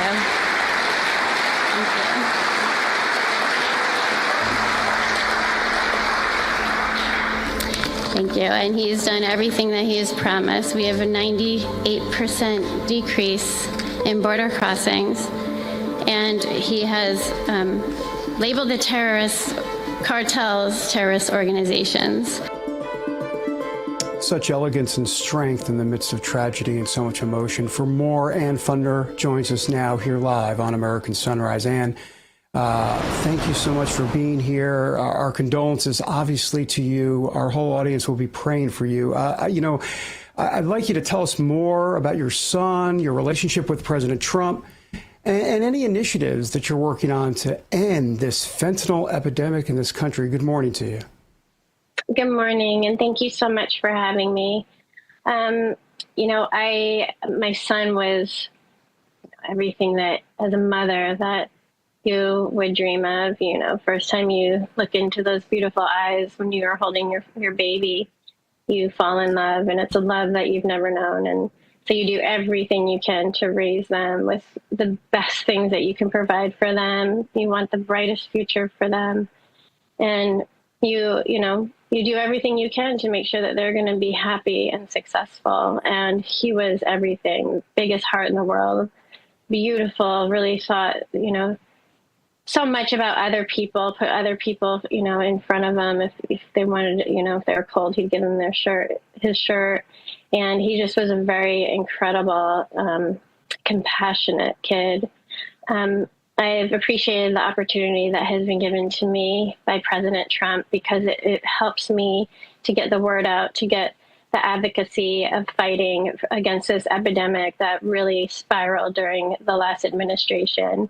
And I'm so grateful. And when I was talking in that speech, I did not have a prepared speech. I was just trying to, say the things that came from my heart. He truly is doing everything to help with this epidemic. And these tariffs that are coming out are very important to the fentanyl fighting community, because it shows how much he cares, that he is willing to hold other countries accountable. Well, and obviously closing the border down is a big first step. What are other steps that you plan or the administration plans on taking to fight this epidemic? There's a lot of things that have to still happen. Education is a big piece. The PSAs that he's talking about putting out, we need to go back and reevaluate the de minimis loophole where packages coming over unclaimed under $800 don't have to be inspected. He actually did do something about that, but that needs a little bit of a stepping process. So he's in the midst of that. These tariffs have been very, very important. Dealing with China and closing down the factories. 150,000 employees over there make illicit fentanyl, and that's something that I feel like I would love to see China dealt with directly. And for up to me, we'd go SEAL Team 6 on all the cartels, but I'm sure he has a lot that he's doing. It is a #1 killer of people ages 15 to 48. It's the #1 in the United States. 14 and under is the fastest growing demographic. This is an epidemic. So I know that President Trump truly cares about the families. He is a father, a grandfather, and he truly cares about the people of this country. And I know he's going to do whatever it takes to make this right and to keep Americans safe. And Anne, on that day that you were speaking, I remember watching, and I think at one point the president pulled you over and said something. I don't want to break any confidentiality or anything like that, but maybe you could give us a little gist of what he said to you. He said, "Your son's looking down so proud of his mom. He's looking down so proud on you." And that means so much. And when he talks to you, it comes from the heart, and his eyes tell the whole story of what his heart is all about. Well, Anne, thank you so much. We're praying for you. I know our audience is praying for you. So much love to you and your entire family. And thank you so much for what you're doing. Thanks, Anne. Thank you, Rob. Thank you. Coming up, it's Eric Adams versus Andrew Cuomo for New York City mayor.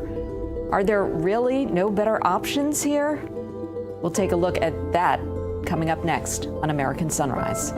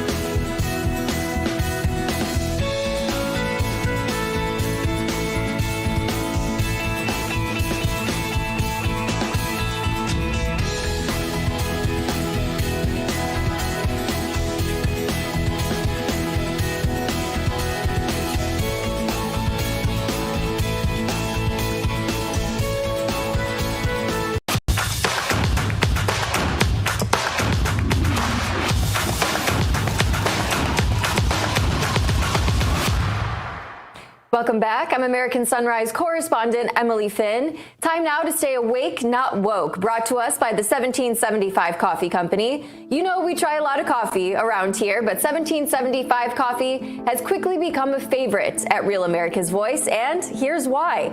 First, it's roasted right here in Florida by folks who actually care about what goes into your cup. Small batches, always fresh, never sitting on a shelf for months. And they're sourcing from small farms in Bolivia, which means it's real coffee. None of that cheap factory-produced stuff that gets churned out by the ton. If you're someone who likes a good dark roast or a smooth medium, they've got both. Bold, rich flavor, no bitterness, and definitely no acidity. They also have a mushroom coffee blend. And listen, if you haven't tried that yet, it's not what you think. It tastes like real coffee, but gives you that extra brain boost with 5 functional mushrooms. And if you're a K-cup drinker, you're covered as well. Their pods are filled with actual fresh coffee, not powdered junk. So if you're like us and drink coffee every day, make it something good and from a company that shares your values. Just head to 1775coffee.com/RAV and use the promo code RAV for 10% off your order. Give it a shot. You will taste and feel the difference. All right, well, now that we are caffeinated, it is time to stay awake, not woke. And New York City Mayor Eric Adams is further distancing himself from the woke Democrat Party, deciding to run for re-election in the Big Apple as an independent. Adams making that announcement in a video post this week, laying out his plan to run a tough-on-crime, public safety-focused campaign. But with a mere 20% approval rating, running as an unaffiliated incumbent is expected to be an uphill battle for Adams in the heavily Democrat city. On Wednesday, a judge dismissed the New York City mayor's bribery charges, accusing him of receiving more than $100,000 from Turkish nationals in exchange for political favors. Adams says the lawsuit, quote, handcuffed him, and he looks forward to focusing on his re-election campaign. But the dismissal of the bogus case against me dragged on too long, making it impossible to mount a primary campaign while these false accusations were held over me. But I'm not a quitter. I'm a New Yorker. And that is why today, although I am still a Democrat, I am announcing that I will forego the Democratic primary for mayor and appeal directly to all New Yorkers as an independent candidate in the general election. I firmly believe that this city is better served by truly independent leadership, not leaders pulled at by the extremists on the far left or the far right, but instead those rooted in the common middle, the place where the vast majority of New Yorkers are firmly planted. Well, that's enough to hit your breaking point. Lucky for us, the host of Breaking Point here on Real America's Voice, David Zier, joins us with more. David, thanks for being with us this morning. Good morning, Emily. Yeah, him dropping out of the Dem Party and running as an independent is the only way he can beat former Governor Andrew Cuomo. And it splits the vote. And it puts Guardian Angels founder Curtis Lewa in play with a path, although a long shot, to win the mayoral race. Remember, Adams beat Curtis by 40 points. Curtis only got 28% of the vote in 2021, but Curtis is polling higher. And this is going to be a four-way race because you got to include the Working Families Party in there as well. And the winner is going to be by plurality. And John Lindsay in 1969 won the New York City mayoral race this way. And Curtis Lee has already gotten the support of all 5 New York City borough leaders. And he's trying to protect the people of New York on the subway. And the latest polls have Cuomo 41% of the vote, but that's just, running as a Democrat. And, there's new crime numbers out. Murders and shootings are down 30% average to historic lows for the past few months in NYC under Adams. But you still have 17,000 New Yorkers victims of felony and misdemeanor assaults this year, up to 20-year highs practically, and as well as rape up almost 22% this year, including a 59-year-old woman 2 weeks ago raped in a downtown subway station that I was at. And I played footage on Breaking Point last week of that I took 2 weeks ago of the subway homeless and junkies sprawled out across the subway platform, and Secretary of Transportation under Trump called New York City subways an S-hole, right? So they got major problems. The MTA has been delinquent. Hochul's done a terrible job. And Cuomo's got negatives. He signed bail reform where thousands of New Yorkers were hurt. He was embroiled in scandal, got a book deal in the middle of the pandemic, and 15,000 seniors died in nursing homes that he shoved back into nursing homes instead of hospitals, and the floating ships and the Samaritan's Purse in Central Park and the Javits Center, put them in nursing homes, and they died in New York. So, you know, Cuomo's vulnerable. I think Curtis Sliwa may have a path to victory here. We'll see.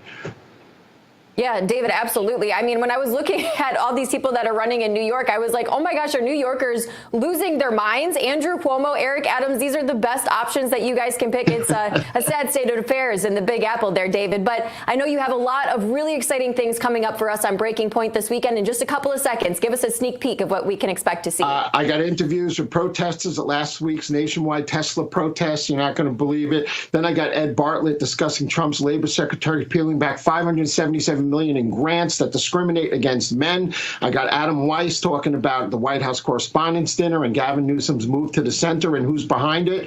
And I may have Corey Bowman, J.D. Vance's half-brother, on again to discuss his mayoral race in Cincinnati. Oh, David Zier, sounds like it's going to be an exciting show. Thanks so much for being with us this morning. Great, super. Have a great weekend. You too, David. Now coming up, the importance of faith in sports with the Final Four tipping off this weekend. Some important details after the break. Stay with us.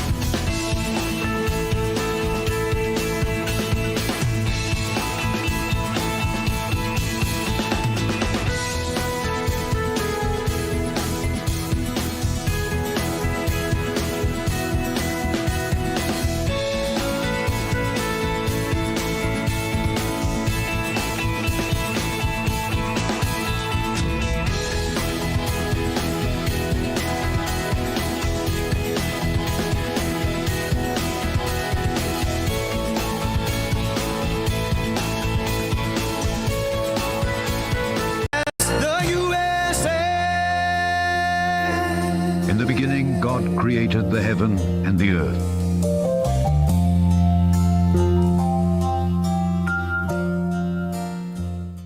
Welcome back to American Sunrise. It's time now for our moment of faith, brought to us by Lee Greenwood and the God Bless the USA Bible. In focus today, the Final Four for the NCAA college basketball tournament is this weekend, and players have been thanking faith for success. Listen in.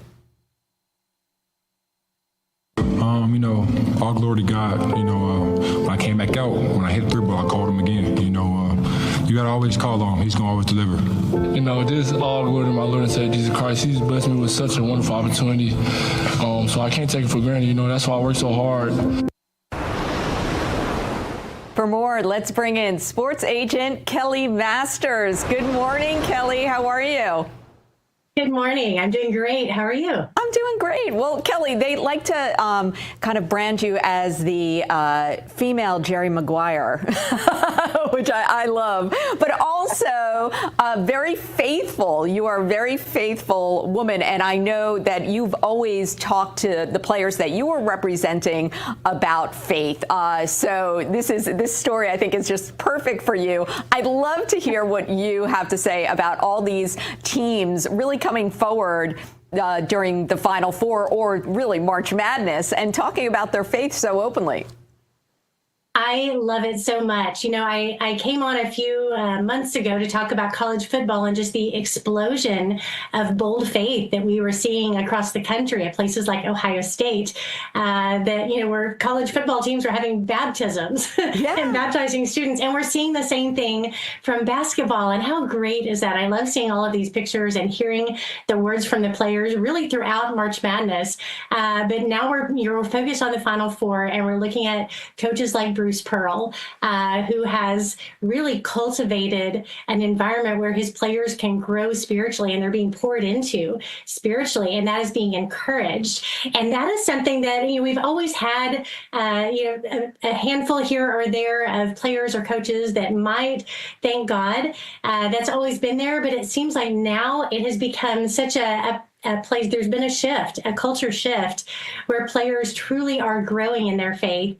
And it is being cultivated by coaches, by team chaplains, and it's being encouraged. And we're seeing not just one, but all the time, every day, we're hearing from players who are proudly proclaiming the name of Jesus. And that is very exciting to see. It's so beautiful, and I think so encouraging to the other students in the stands, because they're seeing this. Right. And I think for a time, maybe there was some fear about sharing faith boldly because we were afraid to offend somebody. But all of these players are so, you can hear it in their voices and the way they express themselves. They genuinely love Jesus, and they know that he is their hope, and they are excited to share that and bring hope to other people. And that's really what it's about. Well, thank you, Kelly. And as a proud Duke Blue Devil, I will be saying my prayers this weekend as well. Absolutely. Thanks, Kelly. Have a good one. We'll be back with the second hour of American Sunrise in 2 minutes. Stick around.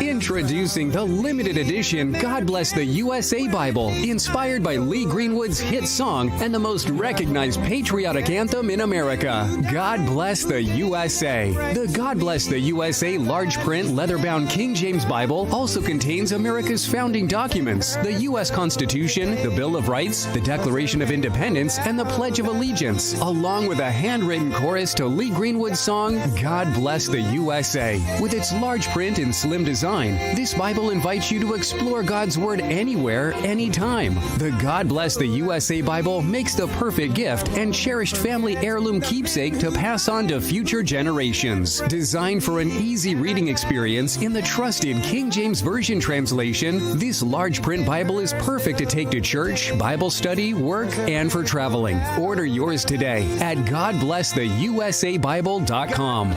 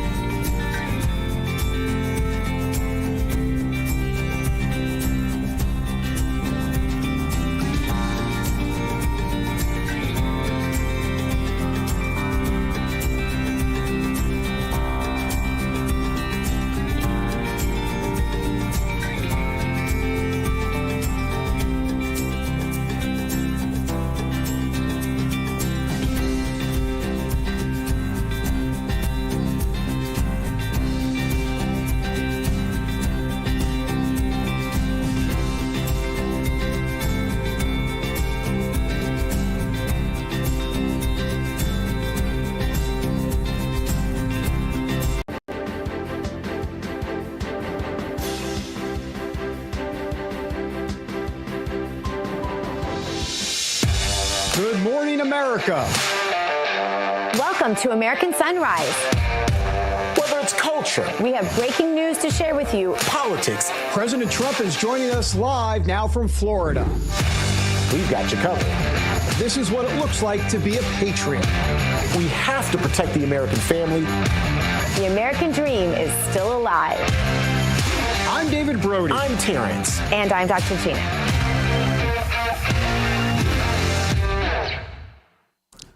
Welcome back, everybody, to the second hour of American Sunrise. I'm David Brody, coming to you from D.C. Let's bring in Allison Hans in West Palm Beach, filling in for the vacationing Dr. G. T. Bates, not vacationing. He's right there in Denver. Good morning to both of you. And it's just, well, what can I say about the tariffs? I don't know even what to say. You know, check back with me in 6 months, a year. I'll let you know. I'll be here. I'll still have makeup on my face, Allison. I'll still be around. Well, as we were talking last hour, I like the medical analogy that we went into surgery, the patient is out of surgery, and now we're into recovery. So I think, you know, there could be some bumps, just like when someone is healing, but we're gonna be okay. We're gonna be okay. Well, since we're talking about last hour, I like Senator Kennedy of Louisiana's analogy: take a shot of whiskey and get drunk as a goat. That's where I am right now. I will get over it. I'm in it for the long haul. But I appreciate his analogy. Yeah, that's one for the books. Yeah, for sure. There are a lot of people right now that have stocks that are drunk like a goat. We'll see if hopefully they get sober real soon. All right, let's get right to it. Let's not mess around. We'll get right to our first guest. Honored to have with us a friend of the show, who just happens to be Secretary of Veteran Affairs. Did I bury the lead? Sorry about that. That's Doug Collins. Secretary Collins, welcome. Great to see you this morning. Hey, it's always good to see you guys. Well, look, all right, let's put tariffs to the side for a second, because we want to talk about what's going on at the VA. And the truth of the matter is there's a lot. I mean, you have been active. Let's talk about DEI. There's the headline. I mean, the department's announcement that it states, quote, the VA has completed its initial implementation of President Trump's executive order to end DEI within the federal government. Tell us about this. Tell us about what's happening, and also all those cuts that you're making as well at the department. Well, we'd be happy to. Look, one of the things is we got to get back to a focus of the veteran being the main and primary focus of the VA, not the VA itself. The VA itself is the organization that has been put forward to take care of veterans. So whether their health care, their benefits, that is our mission, that is our purpose. Veterans first in everything that we do. So look, we don't need anything dividing us, and we want the best, brightest employees. We don't care what your background is, where you come from, but come here and be a part of a organization that is committed to excellence, is committed to doing it right, and that's what we're going to do. And so if we anything like that we're continuing that process of making sure that in our departments that hard work and the realization of what we're doing to help veterans is rewarded and brought forth. That's what we've got to do, because we're being judged on a standard that is really interesting. And I've spoken to this with y'all before, that the VA has sort of become the whipping post, if you would, for a lot of things. Everybody wants to give them stuff or talk about stuff, but they want to complain about it. But yet nobody seems to want to fix it. So for us, it's how do we fix it? How do we make it better? And just coming out in the next few days, you're going to see more and more of just how big this department has become, but also how much the care had not changed. That's a problem. I was hearing a number today that is just amazing, that you could have one employee for the number of veterans served, that we could almost, be able to call each of them on a daily basis. There's a problem there. So we got to look at how we're doing this better.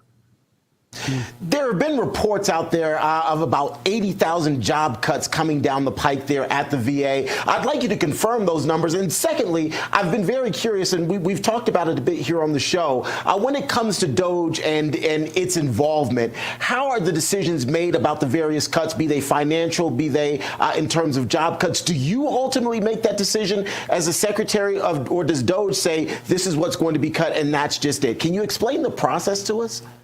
I would love to. That 15%. Remember, Donald Trump was elected to make change in Washington, to slim the size of government, to make it more efficient, to get the people the services that they need to, and also make sure that the government was doing what it's supposed to do and not interfering in other levels. So 15% is roughly 80,000, but that's just a goal.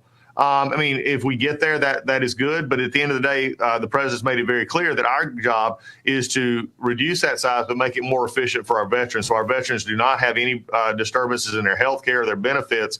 And by the way, for the lies and others who want to tell you that we're cutting health care and cutting benefits, that's just, I mean, that's not even remotely true. They could argue about, should we, downsize and say, how does that affect? But when they talk about removing health care benefits or downgrading disability benefits, that's just a lie. So look, there's also one thing, and I want to point it out clearly, and I appreciate you giving me the question. I was the only person that raised my right hand and swore to uphold the Constitution and become the Secretary of the VA. I'm the one that makes the decisions. I get input from a lot of places. We have VA employees who are actually liaisons to our DOJ team to help us look at contracts and to help us look at organizational structure and the things that we need. But at the end of the day, the buck at the VA stops at my desk and eventually stops on the president's desk. And he has entrusted me to take care of our veterans, and that's exactly what we're going to do. So there's no other place to look except to me. Well, Secretary Collins, besides the cuts, there's also a new flag display policy at the Department of Veterans Affairs. It limits the display of certain flags on VA grounds. Tell us which flags can be displayed and which ones are getting the boot. Yeah, that's pretty simple. The VA, as someone who served in the Air Force now for over 23 years, Navy for a few years, served overseas in Iraq, there's one flag that binds our military, that binds our veterans. That's the American flag.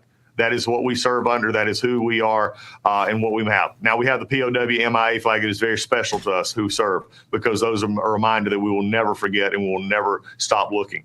So we're having that is our two. You will see the American flag or the POW flag flown, and inside you will see the veterans flags or the service flags. That's it. We're not dividing. We're not looking. Veterans are veterans. And again, when special delegations come in, those are the kind of things that you always have. But on a day-to-day basis, all we're doing is focused on the veteran and those flags that represent their service. David, no, please go ahead. No, go ahead, Allison, follow up. Well, it's really not about the flags. It's going back to the cuts. What I'm interested in, how many people are working at the VA? And so when you walked in, was like your mind blown when you were like, there are this many employees, and what were they doing all day? I'm sure that there are a lot of fine, excellent employees at the VA, but just kind of give us an understanding so we know why the cuts are being made. Look, I have some of the best employees around, and it's just like any large organization. But here's the number that will probably put you back on your heels a little bit. The VA employee number is larger than the active duty Army. That's insane. I have more people in my department than the Army on active duty does. So when you start thinking about it in those terms, that means we're bigger than Air Force, bigger than Marines, bigger than Navy, bigger than everyone. Now, what's happened is in the last few years, that's about 470,000, 480,000 people. But what's happened in the last 4 years is we've increased that number almost 50,000 full-time and almost 30,000 more part-time. So 80,000 people in the last 4 years have been added to our roles. We've added over tens of billions of dollars, over $100 billion to those accounts here at the VA. But yet our metrics have not really moved, and the numbers of veterans we're servicing have not moved a great deal either, especially to correspond to such a large increase. And on top of that, we have been on the GAO high-risk list for the last 10 years for susceptibility to fraud, waste, and abuse in patient care and patient outcomes. So, look, we have a big job here, but you've got a lot of people right now. We still have we protected our frontline healthcare workers, but yet I still got doctors and lawyers, not lawyers because they're being around. We got a lot of everything, but doctors and nurses and LPNs who are not seeing patients. They're moving paper. And so my question is do I want a doctor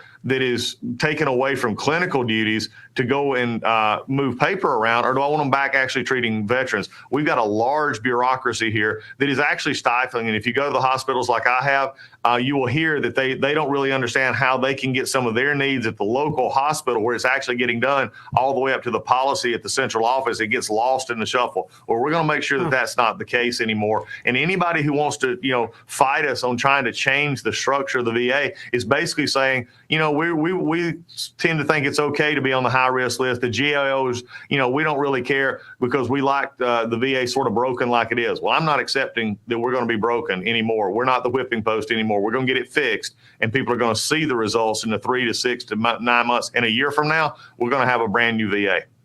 No, that's fantastic. Secretary Collins, you mentioned VA hospitals. What's going on in Pennsylvania? There's this VA hospital. You guys are trying to, they're censoring military chaplains. What's happening there? This is near and dear to your heart as a former military chaplain yourself. Yeah, let's put this in past tense. That what may have been happening is no longer happening. Our chaplains are free to preach according to the tenets of their faith, just as I am in the military. There are certain requirements that a military chaplain or a VA chaplain have to go through that is, much more in an ecumenical style of counseling and working with anybody who comes in, whether they have faith or no faith. But when you step in that, the pulpit, for your message, whatever faith background you may come from, you are required by your faith tenets to preach within or to speak within your tenets. And I think that's one of the things that I made very clear very early. There was some discussion about this. There's no there's no approving of sermons. There's no, vetting process on what you can say or what you can't say. If the supervisor has put you in charge of a service, you're to do that under the tenets of your service within the confines. And look, I trust chaplains to know what to say. This is the faith background that you come from. People need to hear a positive message. They need to hear the truth many times in message, which some may be offended by, but also it's the truth of the word that you're bringing. Secretary Collins, I heard you loud and clear saying that the focus should be the care of veterans, not the agency itself. I applaud that, sir, and I guess I'm patting myself on the back saying that I actually do listen to what you say. So to that, talk about some of the concrete steps that are being taken to improve care of veterans, because one of the things we consistently hear from veterans is that it takes too long to get in to get a doctor's appointment, that if you're diagnosed with something, you may be waiting 6 months to actually get into a specialist. What are some of the concrete steps you're taking to remedy those sorts of concerns? And that's a great thing to look at, because look, one of the things is we're the largest healthcare system basically in the country, and we mimic other healthcare systems in the situation of having to wait for appointments and do things. So look, the VA is not the only place where there is some time delay, but ours at many times becomes untenable with the length of time. So that's why we have the Mission Act, which I helped pass when I was in Congress and President Trump's fully supports, that allows us to get care for their veterans in the community, so that if the wait time is shorter in the community, they can go get that care. We still pay for that care. It's still VA care, but we can actually make sure that they're getting the treatments and also involved. Second thing is, through the contract cuts that we've had, we were able to move hundreds of millions of dollars to community care, to our health processes, instead of the contracts that we had that were basically some of them were that we'd contracted out to make PowerPoints and take meeting notes. We're putting that back into patient care, and we're already making that happen right now.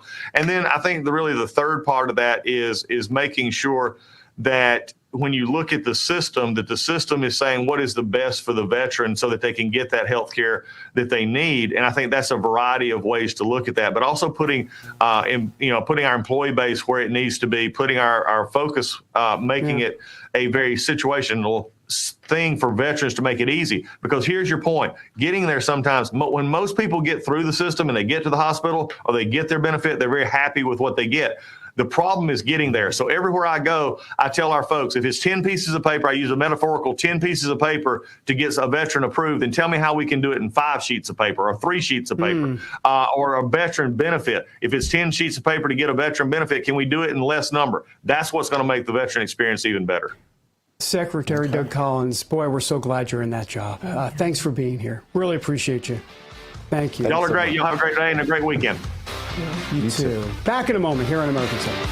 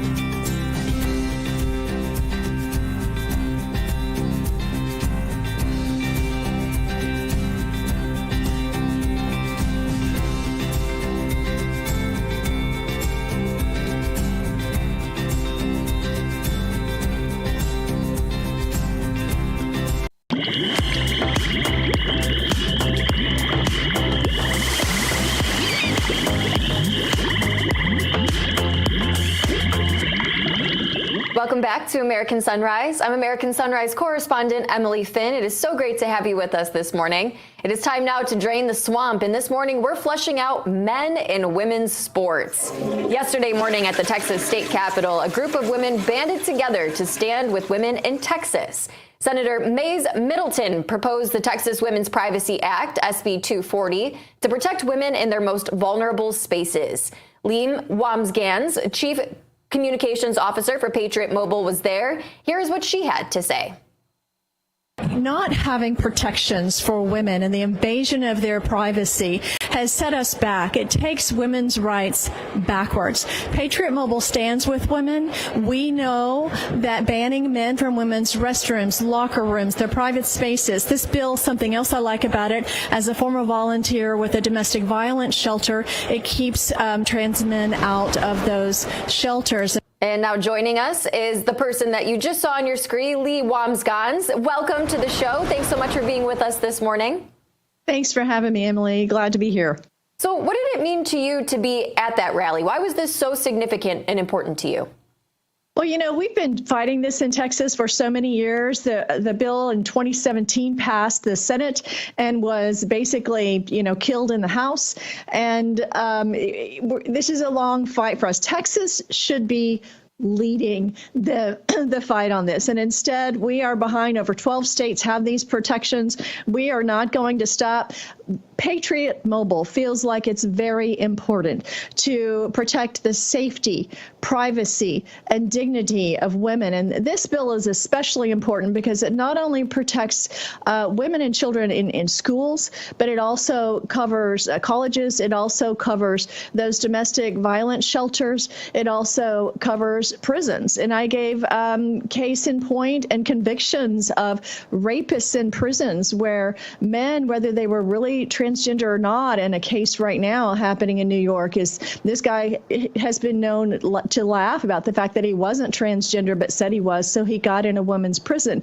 And in that woman's prison, horrifically raped an inmate. He was in that prison because he raped an infant brutally. So this is a monster. And these laws, you don't have these laws in place. The authorities, the law enforcement, they're on the ground in the prisons. They can't say no.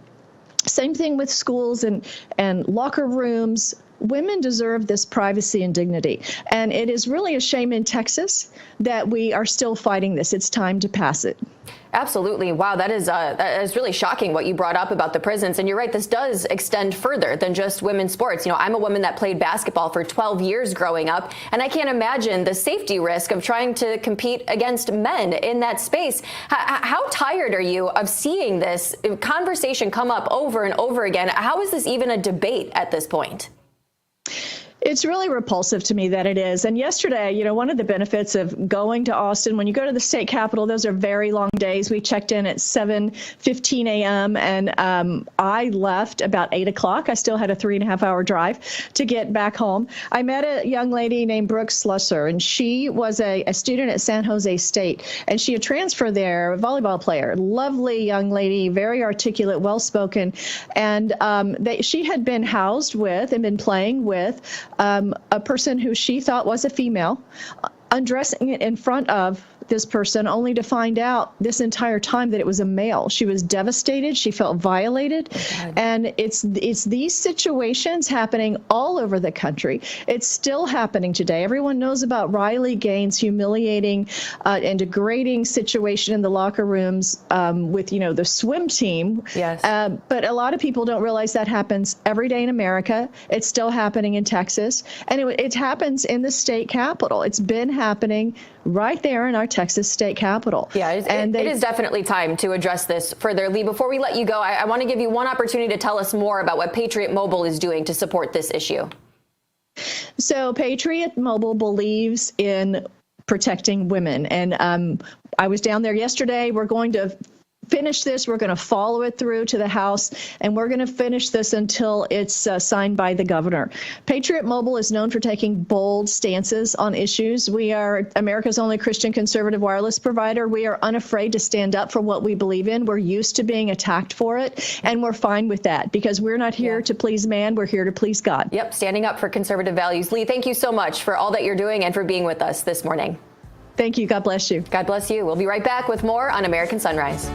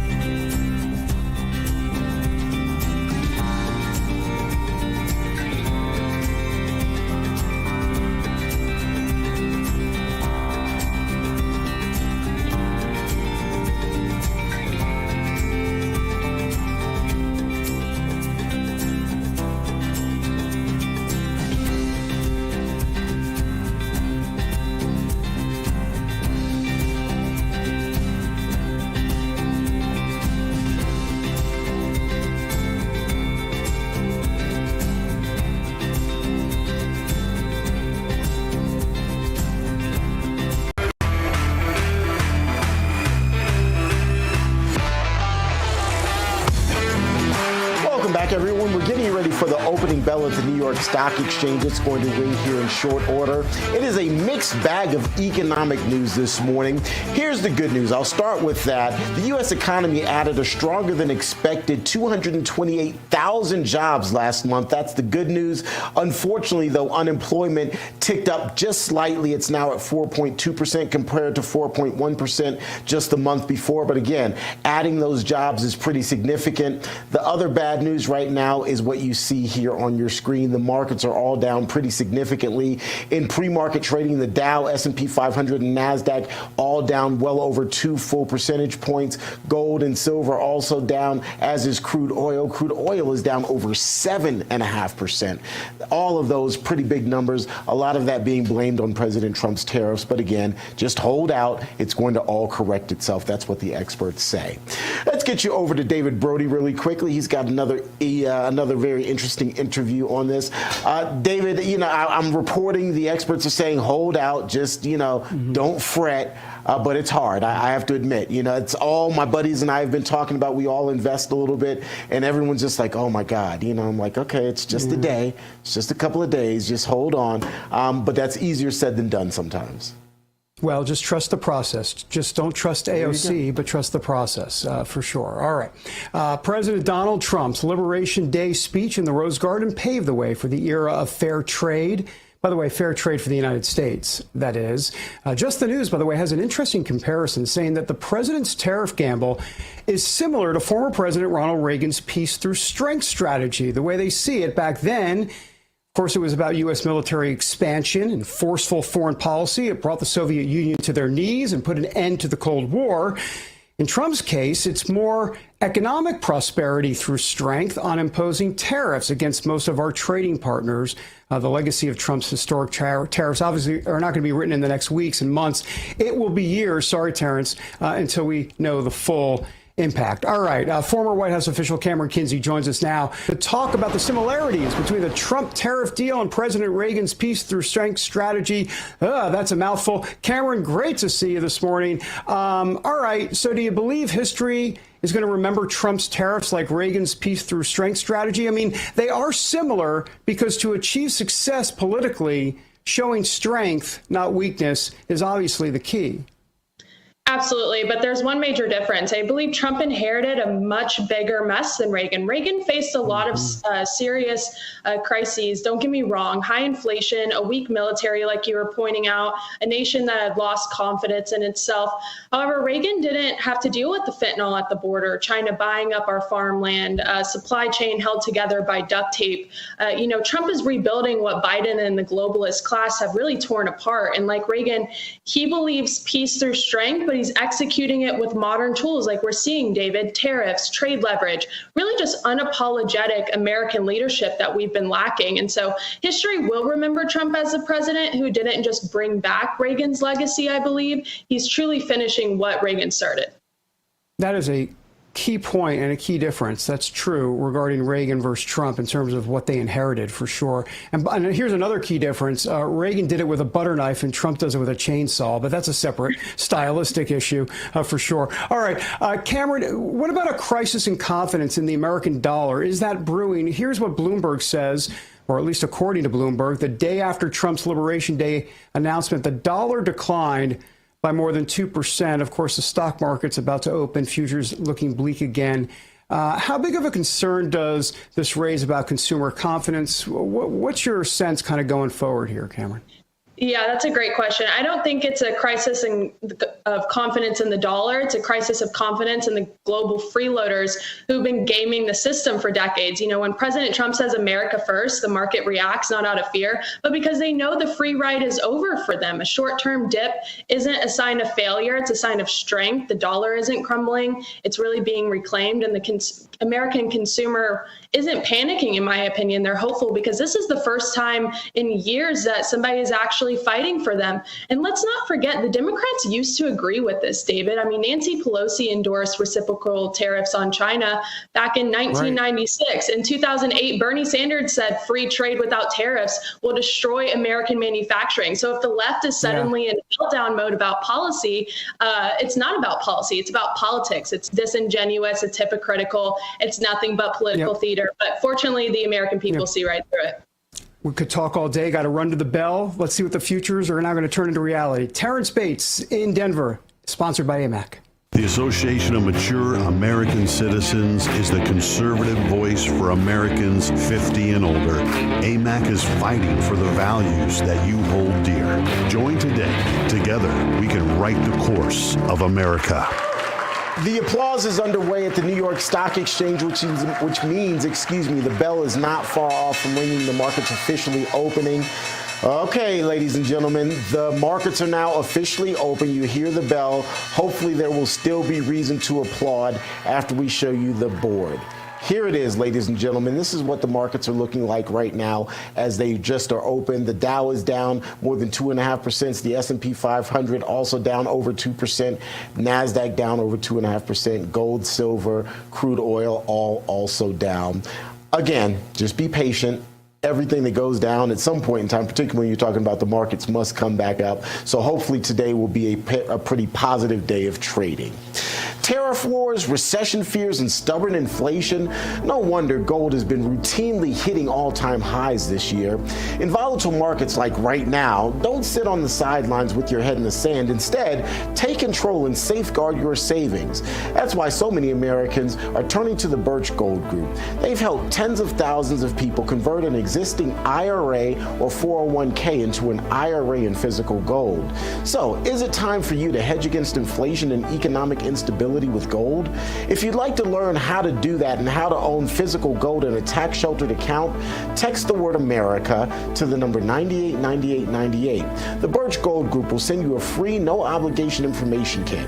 Again, text America to the number 989898. With an A+ rating with the Better Business Bureau and countless 5-star reviews, so many Americans trust the Birch Gold Group to help them protect their savings with gold, and you can as well.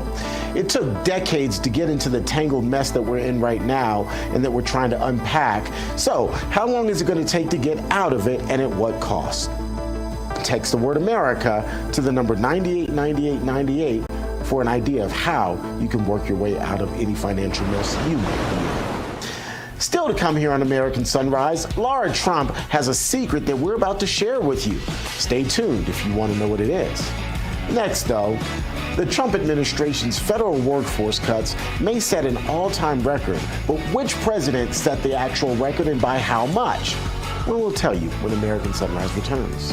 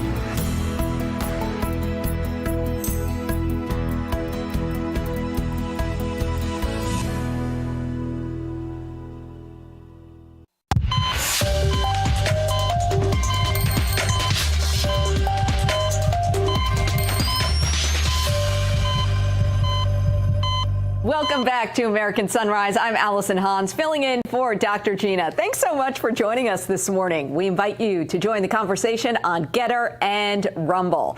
Time now to take the political pulse of America. The beat today. Newsflash, Hunter Biden's laptop story was real. Yes, the FBI apparently knew it was all authentic from day one. According to the website Public, an FBI employee accidentally confirmed the laptop back on October 14th, 2020. Now, that employee tried to tell Twitter the truth, but was then silenced by the FBI. According to chat logs now released by the House Judiciary Committee, the agency imposed a gag order on employees to not discuss the Biden matter.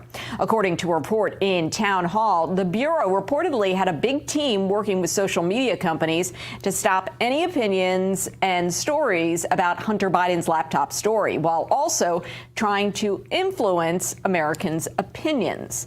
Well, to help digest all of this talk about the FBI deliberately withholding information about Hunter Biden's laptop, we need some logic. Cowboy logic, that is, and there's no one better for that than the co-host of Cowboy Logic on RAV, Donna Fiducia. Good morning, Donna. How you doing?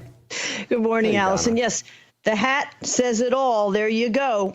Russian disinformation. Now, Catherine Herridge had that report, and I had the privilege of working with her at Fox. She's a wonderful reporter. But this is the MO of the government. I mean, this is a color revolution on we the people. 5 years later, it's like, We're sorry. It might have been the truth. Just like J6 was an insurrection, COVID, you got to take the shot to get better. We're finding out that's not the case. And then you've got these 51 Intel experts that said, oh, well, the laptop really wasn't true. Well, tell that to Miranda Devine, who wrote The Laptop from Hell. And remember, John Paul Isaac did give this to the FBI back in October of 2020. So this was to possibly avoid the October surprise, has happened so many times before a presidential election. But nobody's ever held accountable. This is what annoys me so much, guys. If anyone will get to the bottom of this, it's going to be Kash Patel and Dan Bongino. And obviously, they've only been in there a few weeks. So, so much corruption, so little time to get this right. Because if we don't get this fixed before the midterms, we're looking at a lame duck president and more of the same MO over and over and over again. I just keep doing hashtag SSDD. We've seen this so many times, and it really has to stop because lives are ruined over those 5 years. And think of what would have happened if Donald Trump got in. I mean, maybe a lot of people wouldn't have seen what's happening now. I don't know. But, we've got now 15 million illegals, many of which are voting that Elon and his Doge team are finding. It's so bad on so many levels.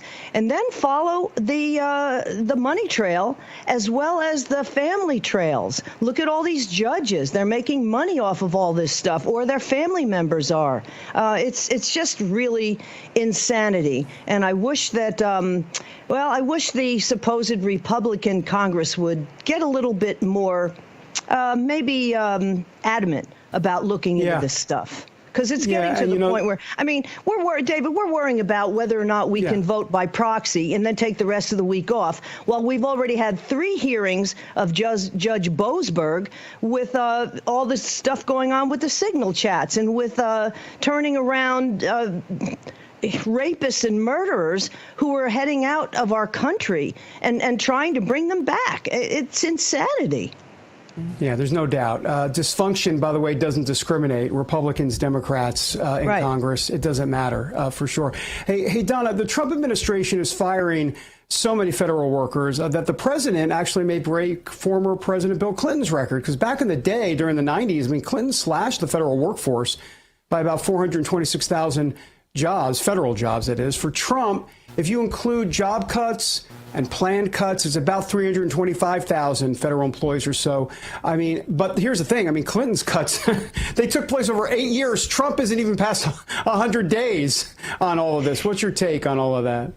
Well, he's got so much to work with, too. Remember, the government blew up by 40% during COVID. It grew. While we were all locking down our private companies and our companies that were employing people and paying taxes, we couldn't go to church, we couldn't go to synagogue, we couldn't go to a health club, but we could buy liquor and we could go to Walmart.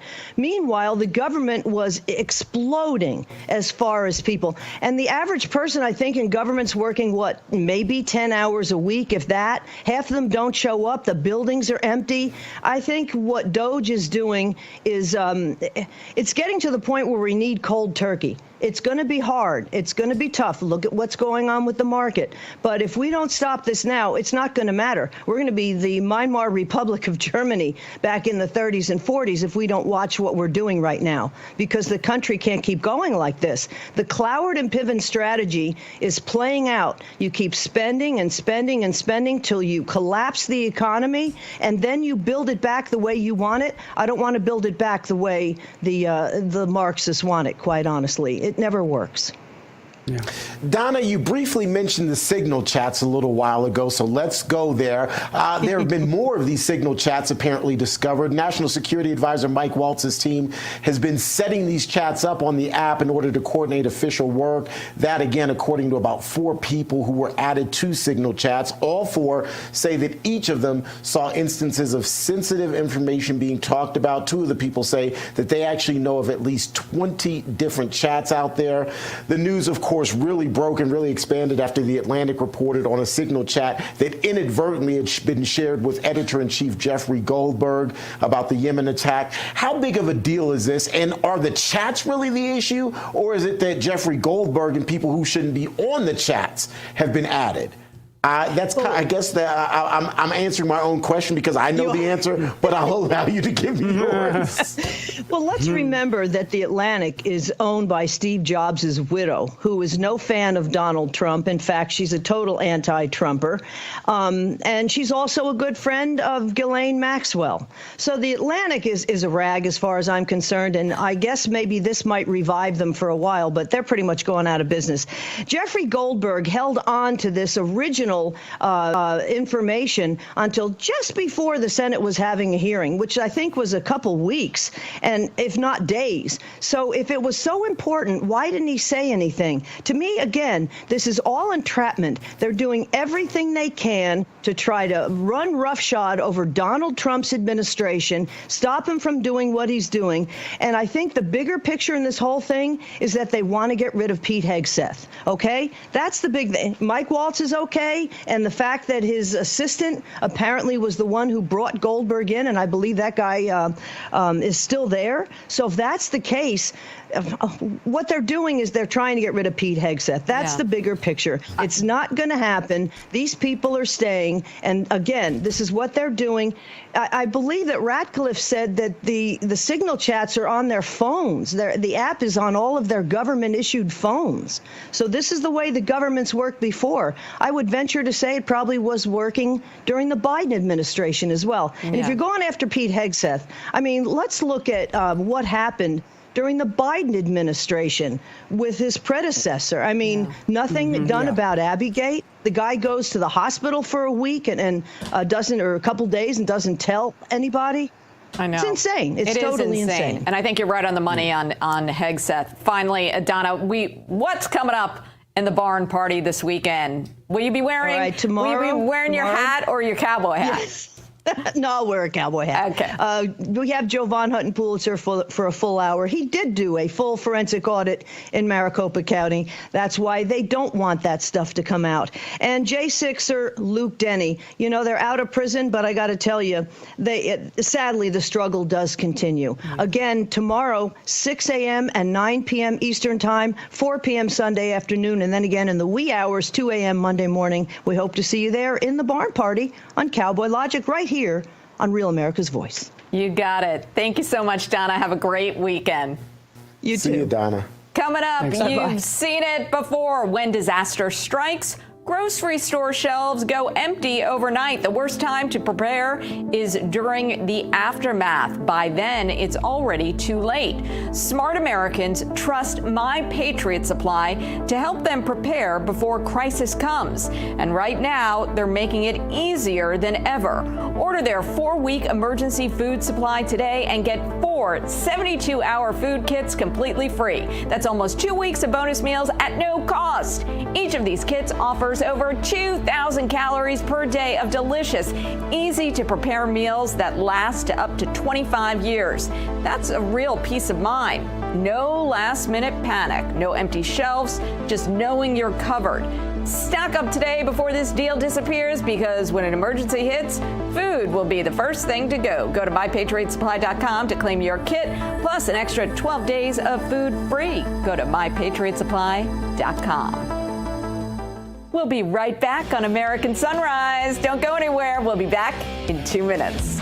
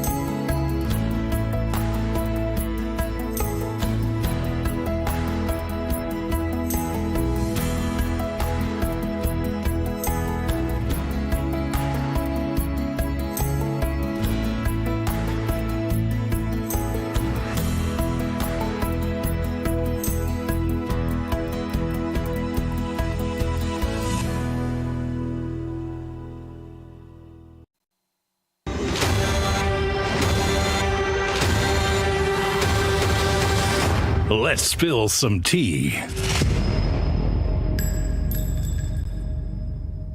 Let's Spill Some Tea is sponsored by Artillery Tea Company. ArtilleryTeaCo.com is the website. Use the promo code America's Tea for 25% off of your first order. Artillery Tea is all natural. It's whole leaf. The tea bags are chemical free and each can be used twice. Artillery Tea Company is family and veteran owned and operated, and a portion of your purchase goes to help veteran and first responder charities. Again, the website is artillerytco.com. Use the promo code America's Tea for 25% off of your first order. All right, folks, let's get right into what's in the cup today. Late night conservative television will never be the same because we have an exciting new show to share, and it's going to air right here on Real America's Voice. Every Saturday night at 8 p.m., Trump ally Mike Crispy hosts Last Call. It's a fast-paced, hard-hitting news show. Crispy delivers the top headlines of the week with a uniquely entertaining flair. He, of course, is a veteran of political reporting, also a top surrogate for President Trump in New Jersey, and he is the president of the Italian-American Civil Rights League. Crispy brings a different perspective to the biggest stories of the day. Here's a sneak peek of the new show. That there was this one individual man, okay, who then changed her identity to a woman who actually created Transgender Day of Visibility. Frankie, you could pop his Twitter profile on the screen right there. Rachel Cradell Crocker. Has anybody ever seen this person? 165 followers on Twitter. Last tweet, September 2018. Well, Mike joins us right now to talk more about the show. Welcome, my friend. Congratulations on the new show. And I just have one request. When you hear one of those crazy stories from the left, I just need you to say, Mamma mia, Mamma mia. That's right. Thank you so much. What a warm welcome. It's the golden age of America, and we're about to be in the golden age of conservative late night television, and no place better to do it than RAV. So happy to be here. Talk about some of the stories that you're hot on right now. What is of interest to you? What are some of the stories that you really feel are impacting the country the most right now? Well, we're going to have a big first show, obviously, coming off of Liberation Day, and what great subject matter the left has provided us with the epic meltdown over the last 24 hours from President Trump doing what had to be done. Somebody had to do it. Somebody had to course correct our economy. President Trump is the only person in American politics in this generation to have the courage to do it. And the meltdown has been absolutely unbelievable. The left is getting angry, violent, depraved. And really, I think they are absolutely without a message or without a final goal with all this. It's just anger. So it's going to be a really fun first show because obviously the news is really hot on that right now. And we're going to highlight what's going on. Obviously, it's been a really rough last couple of years under the Joe Biden regime. Now we have President Trump back at the helm. We have a party that is unified behind him, how it always should have been. So I think it's time we have a little bit of fun, Terrance, and that's exactly what we're going to do. We're going to have great panelists on the show. And we got a little bit of a New Jersey Italian flair going on. Who doesn't love that? I'm tuning in for that alone, my friend. For people who also want to tune in, give us the times again, just really quickly. Yeah, of course. So it's going to air every Saturday night at 8 o'clock p.m. Eastern, and then I believe it's going to rerun on Sunday night. So make sure you guys are tuned in Saturday nights. What better way to spend your Saturday night than with Mike Crispy, producer Frankie, and the all-star studded guests that we promised to have. Terrance, we're going to have you on the show, too. I can tell, you and I will be the best-dressed people ever to be on the air on that program. So we're going to definitely get you on. I know you're going to be good. Well, you know what? I would love to come on. You can send the invite, and I'll make it a point to be there. In the meantime, I will be tuning in tomorrow, and in Italian fashion, while you're talking and working, I'm going to be manja, manja, manja. That's what I'll be doing on Saturday evening around that time. Mike Crispy, we appreciate it. Have a great show tomorrow, my friend. Thank you very much, Terrance. Thank you. All right. Still to come here on American Sunrise, we're going to share a secret about Laura Trump with you. In moments, you'll see a side of the president's daughter-in-law that you probably haven't seen before. That's coming up here on American Sunrise.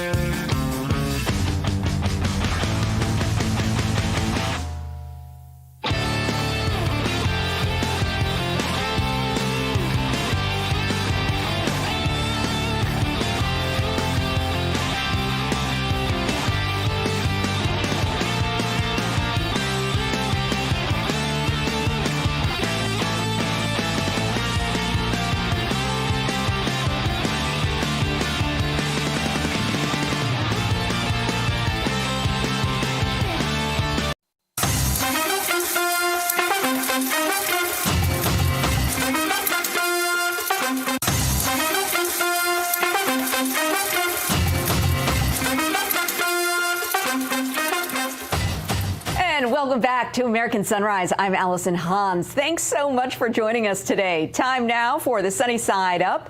And in the pan today, Lara Trump. The president's daughter-in-law is destined for stardom, whether it be on the political stage or the entertainment stage. The first daughter-in-law is going to be releasing a new album called Back to Believing. It's scheduled to be released May 2nd, but we have your preview right here, right now. Take a look. When life knocks you down, don't stay on the ground. You've only begun and the best yet to come. So get up, get out, get back to believing. No one around can stop you from dreaming. So get up, get out, get back to believing again and again and again and again. Oh, get up, get out, get back to believing. No one around can stop you from dreaming. So get up, get out, get back to believing again and again and again and again. Oh. Love it. And joining us now with details about Lara's new endeavor is LJ Fino, the president of First Class Label Group. Good morning to you. Good morning, Allison. Thank you for having me on. Oh, that sounds like a great song. I love it. It's very uplifting. I think a lot of people are going to like it. Very commercial, great message. We're excited to get it out to the people. Very cool. Okay, so how did you start working with Lara? She's like an every woman. Well, not an every woman. She does every woman. She does everything. I mean, she's so impressive. How did she end up in the studio with you? So it's kind of a shot in the dark. I have crossed paths with her a bunch of times, just being kind of in the political scene here in Palm Beach. But I saw that she posted a video of herself on Instagram playing the piano. So no, I've seen those videos. She's so talented. She's at the piano. unbelievable. It's incredible. I don't know how she finds the time to do it. So I gave her a call and I said, "Hey, Lara, would you ever want to play piano on one of my records that I'm doing?" And I wasn't thinking that she wanted to sing, but we ended up talking for about an hour. And I said, "Well, can you sing?" She's like, "Yeah, I think I can sing." And I'm listening to her speaking voice, which is, phenomenal. She has a beautiful speaking voice. I said, "Lara, I think I know you can sing." So we got in the studio, and I've been working with her on music for about 2 years now. We get in the studio. I'm totally blind because really, I don't really know how she can sing. Yeah. Because when you get behind a mic in a recording studio, it's a totally different environment. It's very intimidating. It's not like going up on stage and singing karaoke. Yeah. But her inaugural single that we released was a cover of Tom Petty's I Won't Back Down. Yep. She killed it. I love that. Knocked it out of the park. It actually charted on Billboard on 2 separate charts. Number 6 on the country chart and number 10 on all genres. So sometimes you just have to ask. You just have to ask someone. You just have to ask, yeah. Well, she was flattered. She thought that, well, why not? Like, she's one of those people that, like, wouldn't lose an opportunity that's presented to her. And she said, no one's ever asked me to do music professionally before. Like, let's do it. Oh, she's a class act. Let's bring the other gentleman. I'm hogging this interview, so please. Oh, you're fine. Terrance, please, or David. Yeah, Terrance. I was just curious. Okay, so I'm go ahead, Terrance. No, we're going to fight about it. Give us a second. We're going to fight about it. Right. Oh, no, just kidding. So I'm curious, is this a full album or is it just a single? And beyond that, are there tour dates? Like, is there going to be a tour here attached